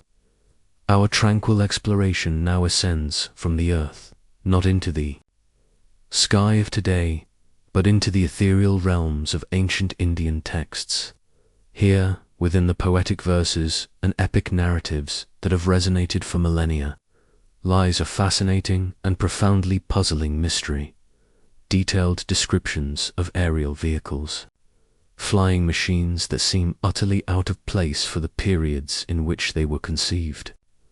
Tonight, we delve into the quiet wonder of the Vimana, aerial craft in ancient Indian texts, exploring how these often dismissed mythological accounts sometimes contain technical details that hint at advanced aerodynamic principles or propulsion systems, suggesting a lost aerial engineering system or a conceptual understanding that profoundly challenges our conventional technological timelines, opening our minds to the vast unseen possibilities of the past. What if the imaginative tales of gods and heroes soaring through the skies were not merely symbolic fantasies, but echoes of a forgotten technology, a whisper of an ancient gear system for flight that predates the very concept of modern aviation by thousands of years? Ancient Indian Sanskrit texts, particularly the great epics like the Mahabharata and the Ramayana, along with other classical writings, are replete with descriptions of Vimanas. These are depicted as flying palaces, chariots, or vehicles that could travel through the air, sometimes even through space, defying gravity and reaching immense speeds. While many dismiss these accounts as pure mythology, the striking feature for our journey tonight is not just their existence, but the highly detailed descriptions sometimes attributed to them. These are not vague mentions. Some passages describe the Vimanas as having multiple levels, windows, and even various types of propulsion. For instance, some texts speak of Vimanas powered by mercury vortex engines, while others allude to forms of anti-gravity or unknown energy sources. Such specifics, even within a mythological context, spark a quiet curiosity, compelling us to consider whether they reflect an ancient, perhaps empirical, understanding of principles that resonate with modern aerospace concepts. Consider, for a moment, the implications of such textual evidence. If these descriptions are more than mere fancy, they suggest a conceptual understanding of flight, a theoretical grasp of advanced aerodynamic principles that goes far beyond simple hot air, balloons or gliders. The mention of specific fuels, internal mechanisms, or even defensive capabilities hints at a deeper engineering thought process. For example, some interpretations of texts, like the Vaimanika Shastra, though a more modern compilation, claim to describe the construction of vimanas, including details on the types of metals to be used, the instruments within the cockpit, and even how to make the craft invisible to the enemy. While the Vaimanika Shastra itself is largely considered a modern fabrication, not truly ancient, its existence as an attempt to codify these older textual hints showcases a persistent human fascination with the possibility of ancient flight, and how the detailed nature of earlier descriptions sparked such later efforts. The underlying ancient mentions, however, remain a puzzle. They compel us to ask, were these ancient scribes simply gifted storytellers imagining technologies far beyond their time? Or were they recording fragments of a lost aerial engineering system passed down through oral tradition or hidden knowledge? The challenge these Vimana descriptions pose to conventional technological timelines is profound. The idea of advanced vehicles capable of flight existing millennia ago fundamentally shifts our understanding of human ingenuity. It suggests that the progress of science and engineering may not have been a purely linear ascent, but perhaps a series of surges and declines, with periods of advanced understanding that were subsequently lost or forgotten. If an aerospace engineering system was even conceptually understood in ancient India, what does that tell us about the hidden intellectual capacities of those societies? It would imply a mastery over materials, energy, and atmospheric dynamics that we attribute solely to the last few centuries of scientific advancement. This pushes us to broaden the scope of ancient engineering beyond fixed structures and earthly mechanisms, extending it into the realm of propulsion, navigation, and even atmospheric control. The very notion of textual evidence, challenging technological timelines through ancient descriptions, invites a calm, contemplative inquiry into the nature of historical record. Were these ancient writings merely allegories for spiritual journeys, or do they hold kernels of forgotten truth, like ancient blueprints encoded in narrative form? The mystery is not about whether flying machines existed precisely as described in these ancient texts, but about the presence of such concepts and detailed imagery at all. Why did ancient Indian minds conceive of and describe such complex aerial vehicles with such persistence and detail? This level of conceptualization, even if purely theoretical at the time, demonstrates an extraordinary capacity for abstract thought and technological imagination. A conceptual engineering system that could envision solutions to challenges, like gravity and atmospheric drag. As we gently close the ancient texts that speak of Vimanas, letting their descriptions of aerial voyages settle softly into our minds, we are left with a profound sense of wonder at the boundless imagination, and perhaps forgotten knowledge, of ancient civilizations. These ancient tales of flying machines, whether literal historical accounts or profound mythological allegories, push the boundaries of what we deem possible for the past, inviting us to look beyond the surface of written history. They whisper of a time when the very heavens were a canvas for human ambition and invention, or perhaps recollection. This deep, hidden history, filled with scattered fragments of impossible ingenuity, makes us wonder if there's a unifying theory, a single explanation that gently connects all these disparate anomalies from cosmic spheres and rust-proof pillars, to earthworks and flying craft, something that profoundly shifts our perspective on humanity's grand and quiet journey through time, revealing a silent blueprint that connects all things, waiting for us to peacefully drift into its understanding. The megalithic resonators, sound, engineering for the soul, from the ancient texts that whispered of flying machines and aerial craft, pushing the very boundaries of what we deem possible for the past. Our tranquil journey now descends from the conceptual heavens to the very bedrock of our world, into chambers sculpted not just by human hands, but seemingly by an understanding of the unseen vibrations that permeate all things. We turn our quiet attention to megalithic structures across the globe, places often considered silent monuments to forgotten peoples, yet which, upon closer inspection, reveal a profound, subtle engineering of sound itself.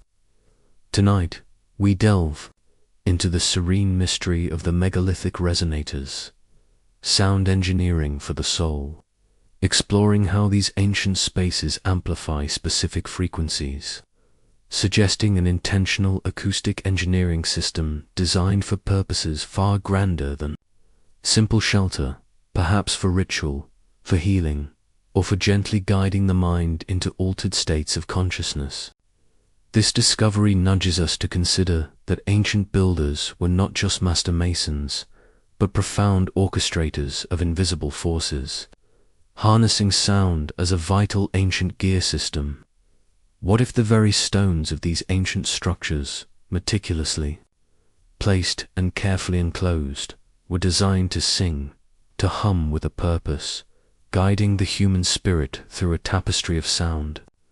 We often admire megalithic sites like Stonehenge or the pyramids for their visual grandeur and astronomical alignments, but a growing field of study, known as acoustic archaeology, has begun to reveal their hidden sonic dimensions. Researchers, quietly exploring these ancient chambers with precise instruments, have discovered that many of these enclosed spaces exhibit remarkable resonant properties. Consider the ancient passage tombs of Ireland, particularly sites like Newgrange or Knowth, dating back thousands of years.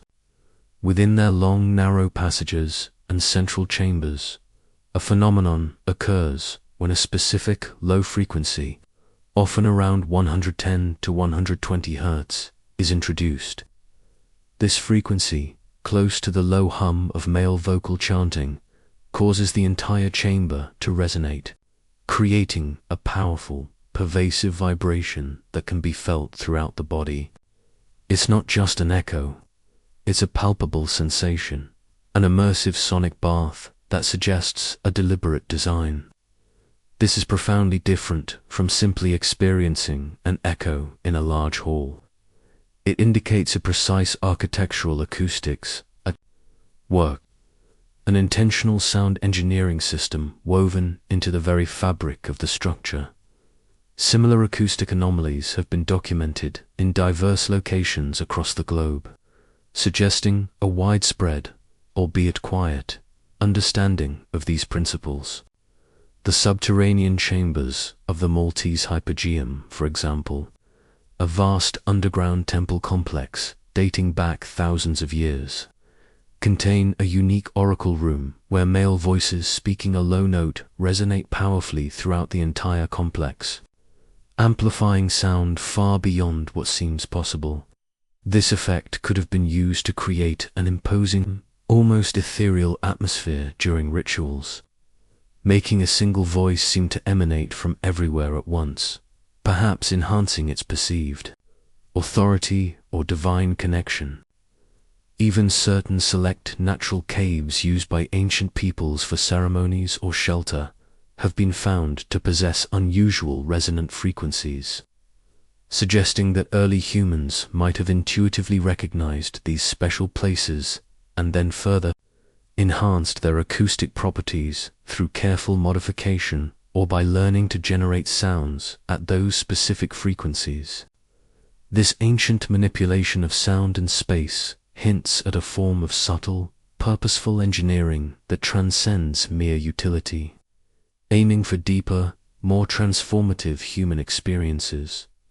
The potential purposes of these resonant chambers are deeply contemplative and offer a gentle understanding of ancient spiritual practices. Could they have been used for ritual and ceremony, where the amplification of chants, drums, or other sonic elements created a powerful, communal experience, enhancing a sense of unity and spiritual connection? The immersive sound environment could have facilitated a profound sense of presence, drawing participants deeper into a collective trance or meditative state. Furthermore, some theories quietly suggest that these chambers were designed for healing. Specific frequencies are known in modern science to affect brainwave states and even physiological processes. Could ancient healers have used these resonant spaces to induce calming states, alleviate pain, or promote well-being, applying a form of ancient vibrational therapy? The low frequencies found in many of these sites are known to affect the limbic system of the brain, associated with emotions and memory, suggesting a deliberate influence on human consciousness and an effort to induce altered states.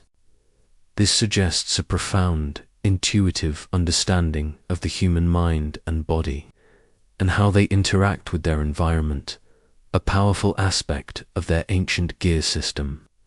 The meticulous construction required to achieve these acoustic effects speaks to a hidden layer of engineering sophistication. The precise choice of stone, its density and placement, the careful shaping of chambers, the specific dimensions of passages, and even the deliberate sealing of cracks to create airtight spaces, all these elements would have contributed to the resonant properties. This was not accidental. It was a deliberate application of advanced acoustic principles, a sound engineering system integrated directly into the architectural design. It implies that ancient builders possessed a deep empirical knowledge of how sound propagates and resonates within enclosed spaces, and a systematic method for achieving desired sonic outcomes. This challenges our simplistic view of ancient engineering as merely concerned with visible structures, inviting us to appreciate their mastery over the unseen forces of the physical world as the deep, resonant hum of these ancient chambers softly fades from our imagination, leaving a gentle echo of profound acoustic mastery. We are left with a quiet sense of wonder at the subtlety and wisdom of our ancestors. These megalithic resonators are more than just ancient ruins.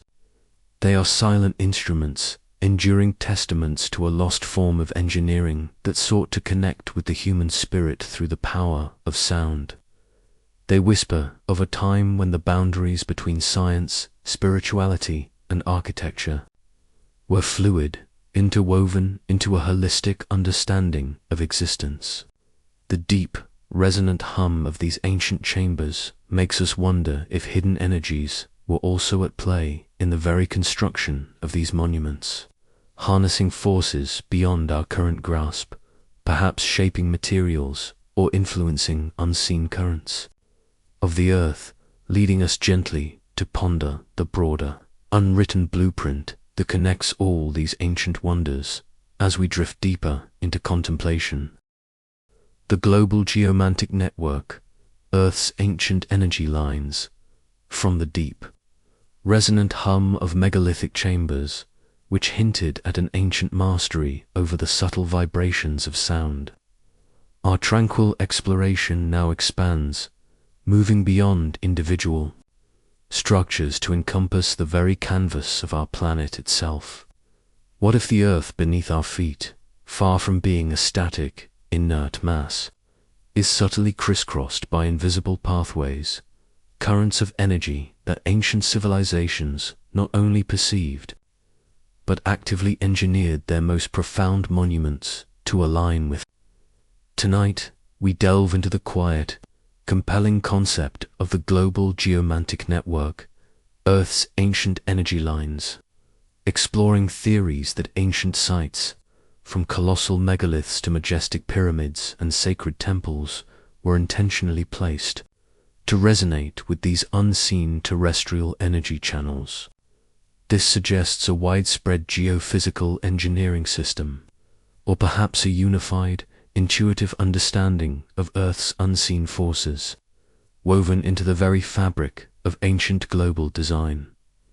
What if our ancestors, across continents and millennia, shared a profound, holistic awareness of the Earth as a living entity, its subtle energies flowing like unseen rivers, and possessed an ancient gear system for interacting with these currents, manifesting them in monumental architecture? The concept of ley lines, first popularized by Alfred Watkins in the early 20th century, describes alignments of ancient sites, from standing stones and burial mounds to churches and significant natural features that appear to lie on straight lines across the landscape. While scientifically debated, the consistent recurrence of these alignments in various cultures has sparked persistent curiosity. Watkins, a British amateur archaeologist, observed that many ancient structures in his local areas seemed to form precise straight lines, connecting landmarks that might otherwise appear unrelated. He proposed that these were ancient trackways or sighting lines, but the idea quickly evolved to encompass something more profound: invisible terrestrial energy channels, or dragon lines as they are sometimes called in other traditions, particularly in the sophisticated principles of ancient Chinese feng shui.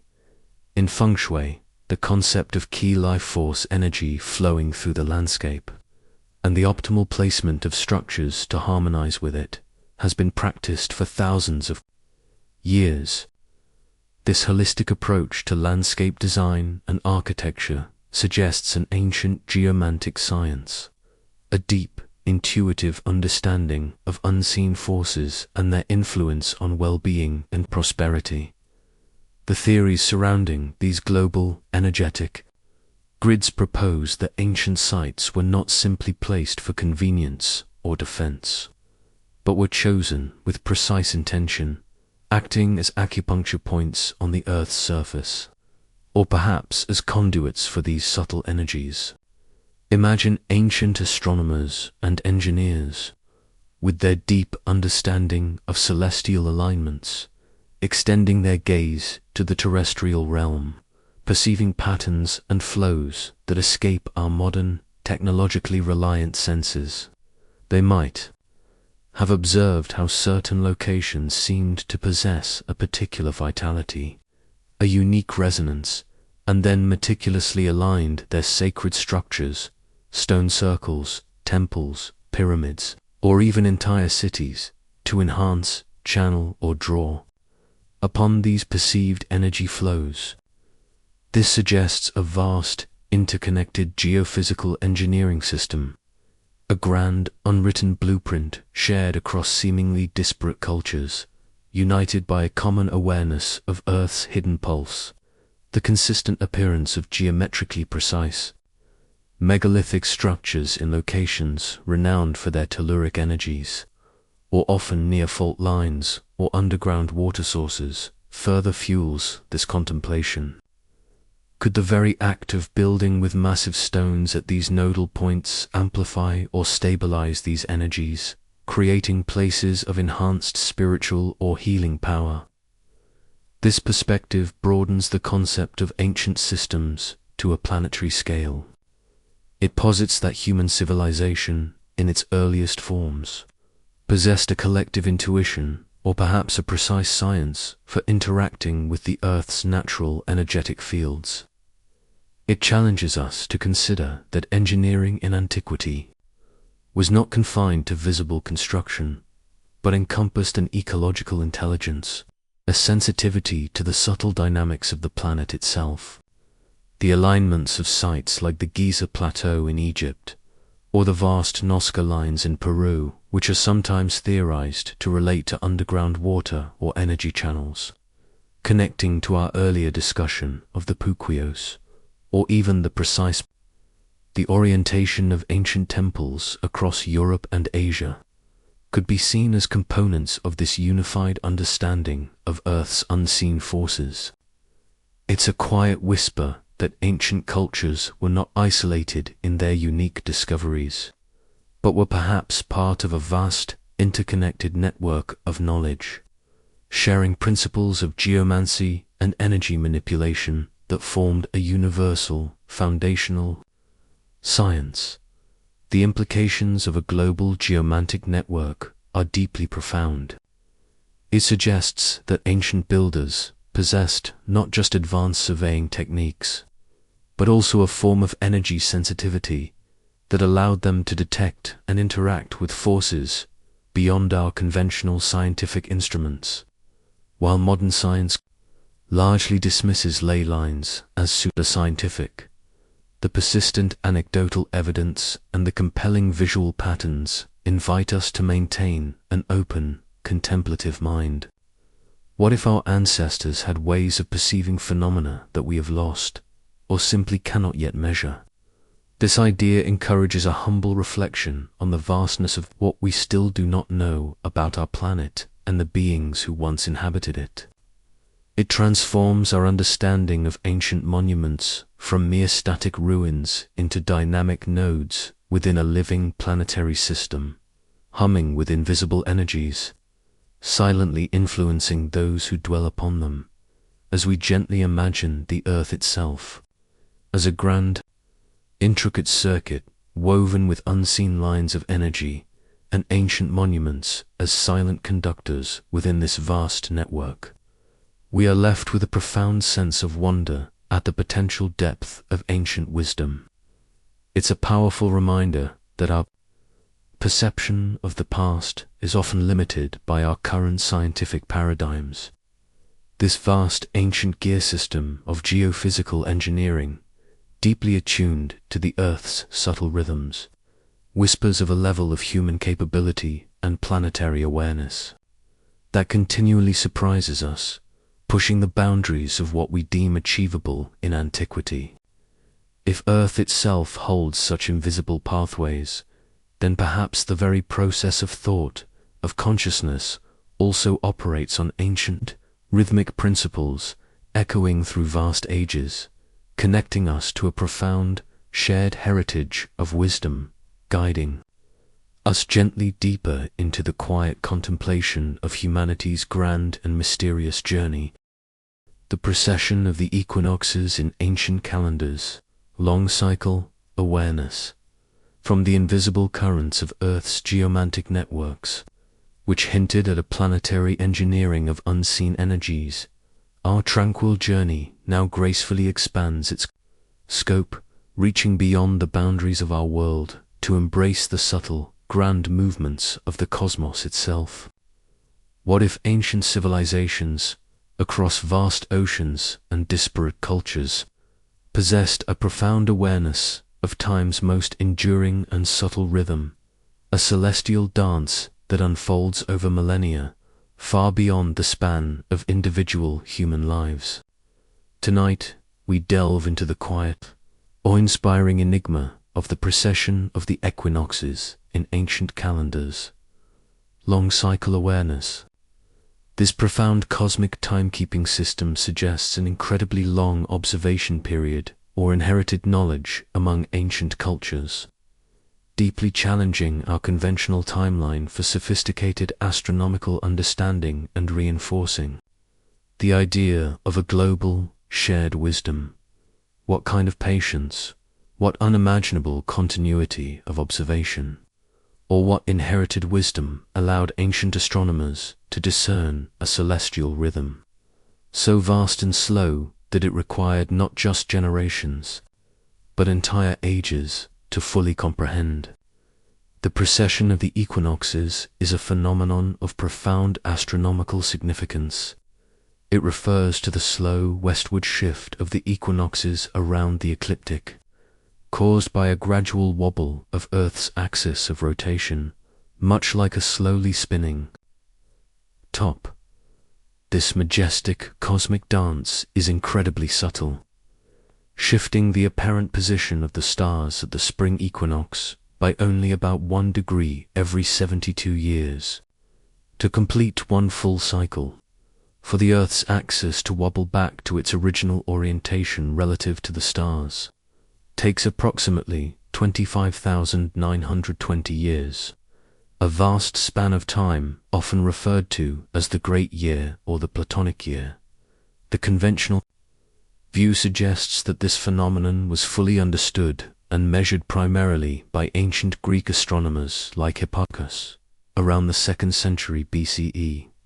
However, tantalizing hints within various ancient calendars and cosmological systems suggest that much older civilizations possessed an awareness of this profound cosmic cycle, implying a macro-level cosmic engineering system for tracking astronomical cycles of immense duration.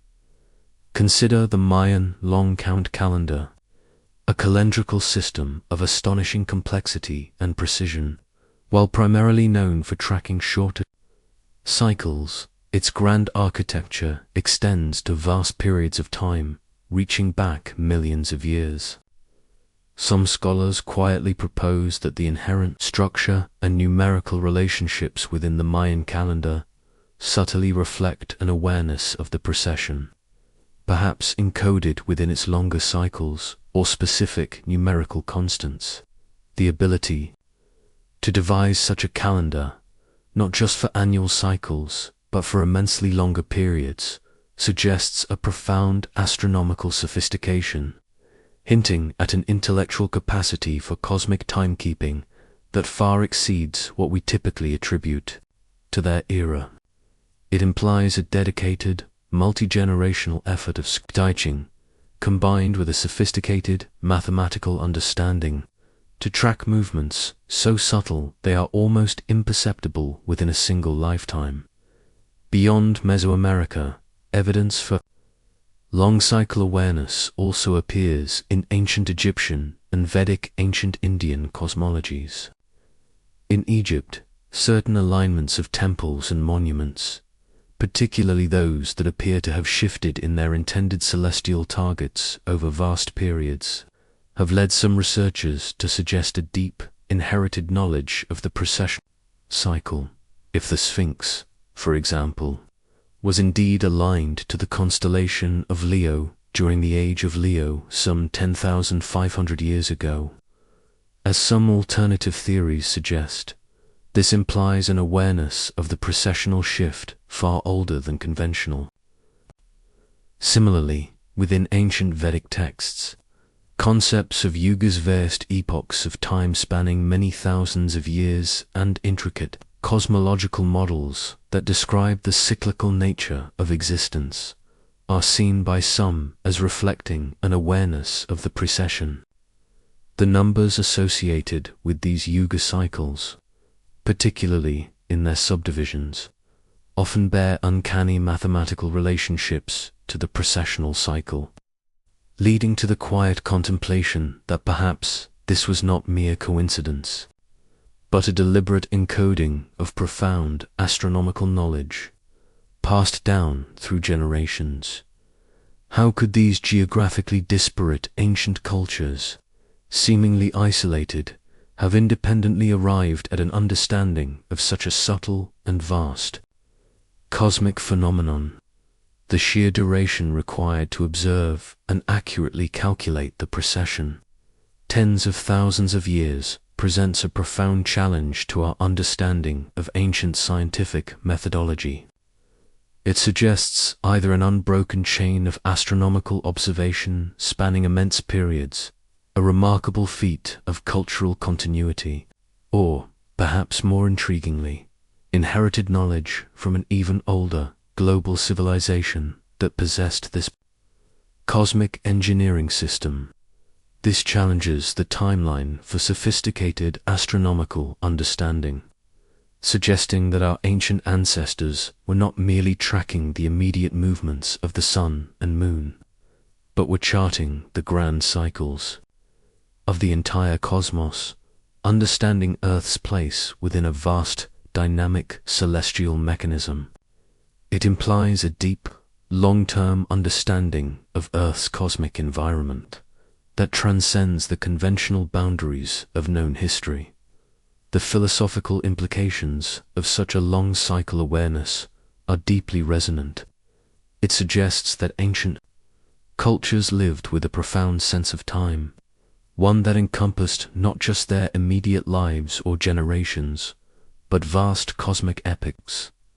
This awareness could have shaped their worldview, their spirituality, and their understanding of humanity's place in the universe. It encourages us to embrace the idea that ancient minds were capable of abstract thought, meticulous observation, and the transmission of complex knowledge over millennia, perhaps through oral traditions, symbolic art, or even monumental architecture, precisely aligned to these subtle celestial shifts. The ancient gear system at work here was not a machine of metal, but a conceptual framework, a shared body of knowledge that allowed them to chart the slow, majestic dance of our planet within the grand cosmic ballet as we quietly contemplate the Earth's slow, graceful wobble and the ancient wisdom that seemingly charted its vast cosmic journey. We are left with a profound sense of wonder at the patience and intellectual depth of our ancestors. These ancient calculations of vast cosmic cycles reveal a wisdom that transcends individual lifetimes, hinting at a shared, global understanding of the most profound celestial mechanics. This deep, profound understanding compels us now to contemplate the ultimate purpose of all these scattered discoveries, to draw them together into a final, unifying contemplation of humanity's profound and enduring place in the grand design. As we gently drift deeper into the quiet mysteries of time, the silent blueprint, your connection to the unwritten past, from the vast, majestic dance of the procession of the equinoxes, which revealed an ancient understanding of cosmic cycles spanning millennia, our tranquil journey now gently draws to a close, not with answers, but with a profound, pervasive sense of wonder. We have quietly explored a series of ancient enigmas, from the intricate mechanical precision of a hypothetical cosmic sphere to the colossal rust-proof iron pillar, from cities carved deep within the earth to structures that manipulate light and sound, and from global earthworks to textual whispers of aerial craft. Each discovery, each quiet contemplation, has presented us with a fragment of an ancient gear system, a piece of a puzzle that resists easy placement within our conventional historical narratives. Tonight, we gather these threads of impossible precision, lost materials, hidden energies, and global connections, allowing them to weave together into a tapestry that invites a philosophical acceptance of a more complex, layered past, where humanity, or perhaps a predecessor, possessed a profound, almost unimaginable knowledge, hinted at by an overarching silent blueprint that echoes through deep time. As the final clicks and hums of these ancient gears settle around you, feel the profound piece of a timeline expanded, a history made richer not by definitive answers, but by the quiet beauty of enduring mystery.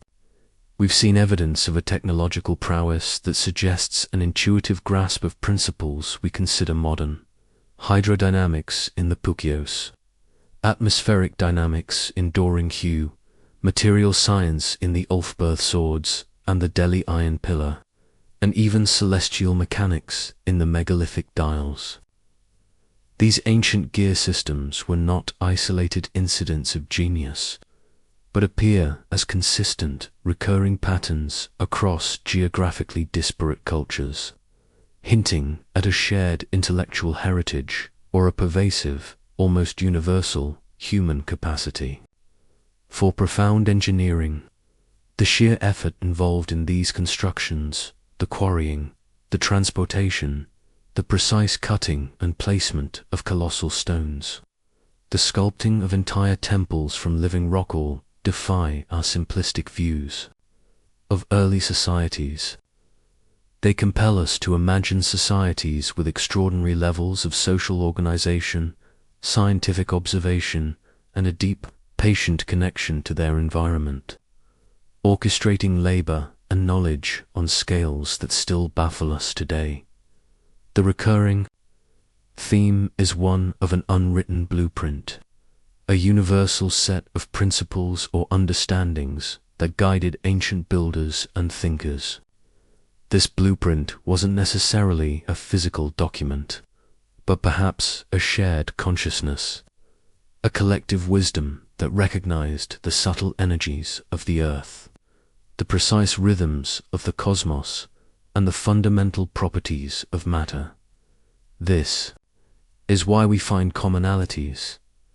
The astronomical alignments mirrored in stone circles and earthen mounds across continents, the manipulation of water in ancient aqueducts and in the Osireion, the precise handling of immense weights in Madol and the Olmec heads, and the subtle engineering of sound and light in ancient chambers and facades.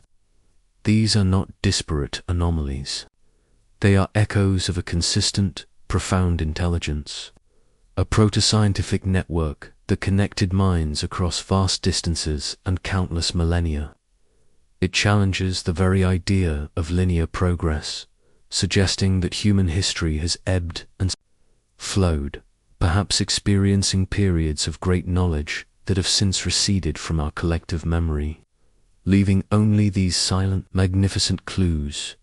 It is in the quiet act of wondering about these impossible constructions, these lost technologies, that we truly connect with the timeless flow of cosmic mystery. As your breath deepens and your thoughts drift like ancient currents, consider the implications. If ancient humanity, or some preceding civilization, possessed such profound knowledge, what does that tell us about our own potential? It instills a sense of humble awe, recognizing that the scope of human capability might be far vaster, far more cyclical than our current historical paradigms suggest. This realization is not meant to unsettle, but to soothe, offering the profound peace of knowing that the universe holds infinite wonders, and that the story of humanity is interwoven with mysteries as deep and as beautiful as the starlit night. We don't need to find all the answers to appreciate the questions. Sometimes the beauty lies in the enduring nature of the unknown, the tantalizing whisper of what might have been, guiding us gently through the tranquil currents of eternity, this journey through Earth's hidden engineering, history, and humanities. Profound place in a grander narrative is a meditation on the vastness of time and the ingenuity of consciousness. It's about understanding that some truths are meant to gently drift in the currents of eternity, illuminating pathways for future contemplation, inviting us to keep our minds and hearts open to the quiet wonders that surround us, both seen and unseen. The value is not in solving every puzzle, but in embracing the enduring mystery, allowing it to gently expand our perception of reality, like the slow, steady opening of an ancient flower. As you listen, perhaps a new thought or a calming idea has settled softly within you, a fresh connection to these ancient whispers. If this journey into the unwritten past has brought you a sense of peace and wonder, a quiet pause in the rush of daily life, we gently invite you to consider sharing this experience with others who might also find solace in the deep, calming currents of history and mystery. A soft gesture, like a quiet click on the like button, or a tranquil comment below, helps these stories drift to more curious minds.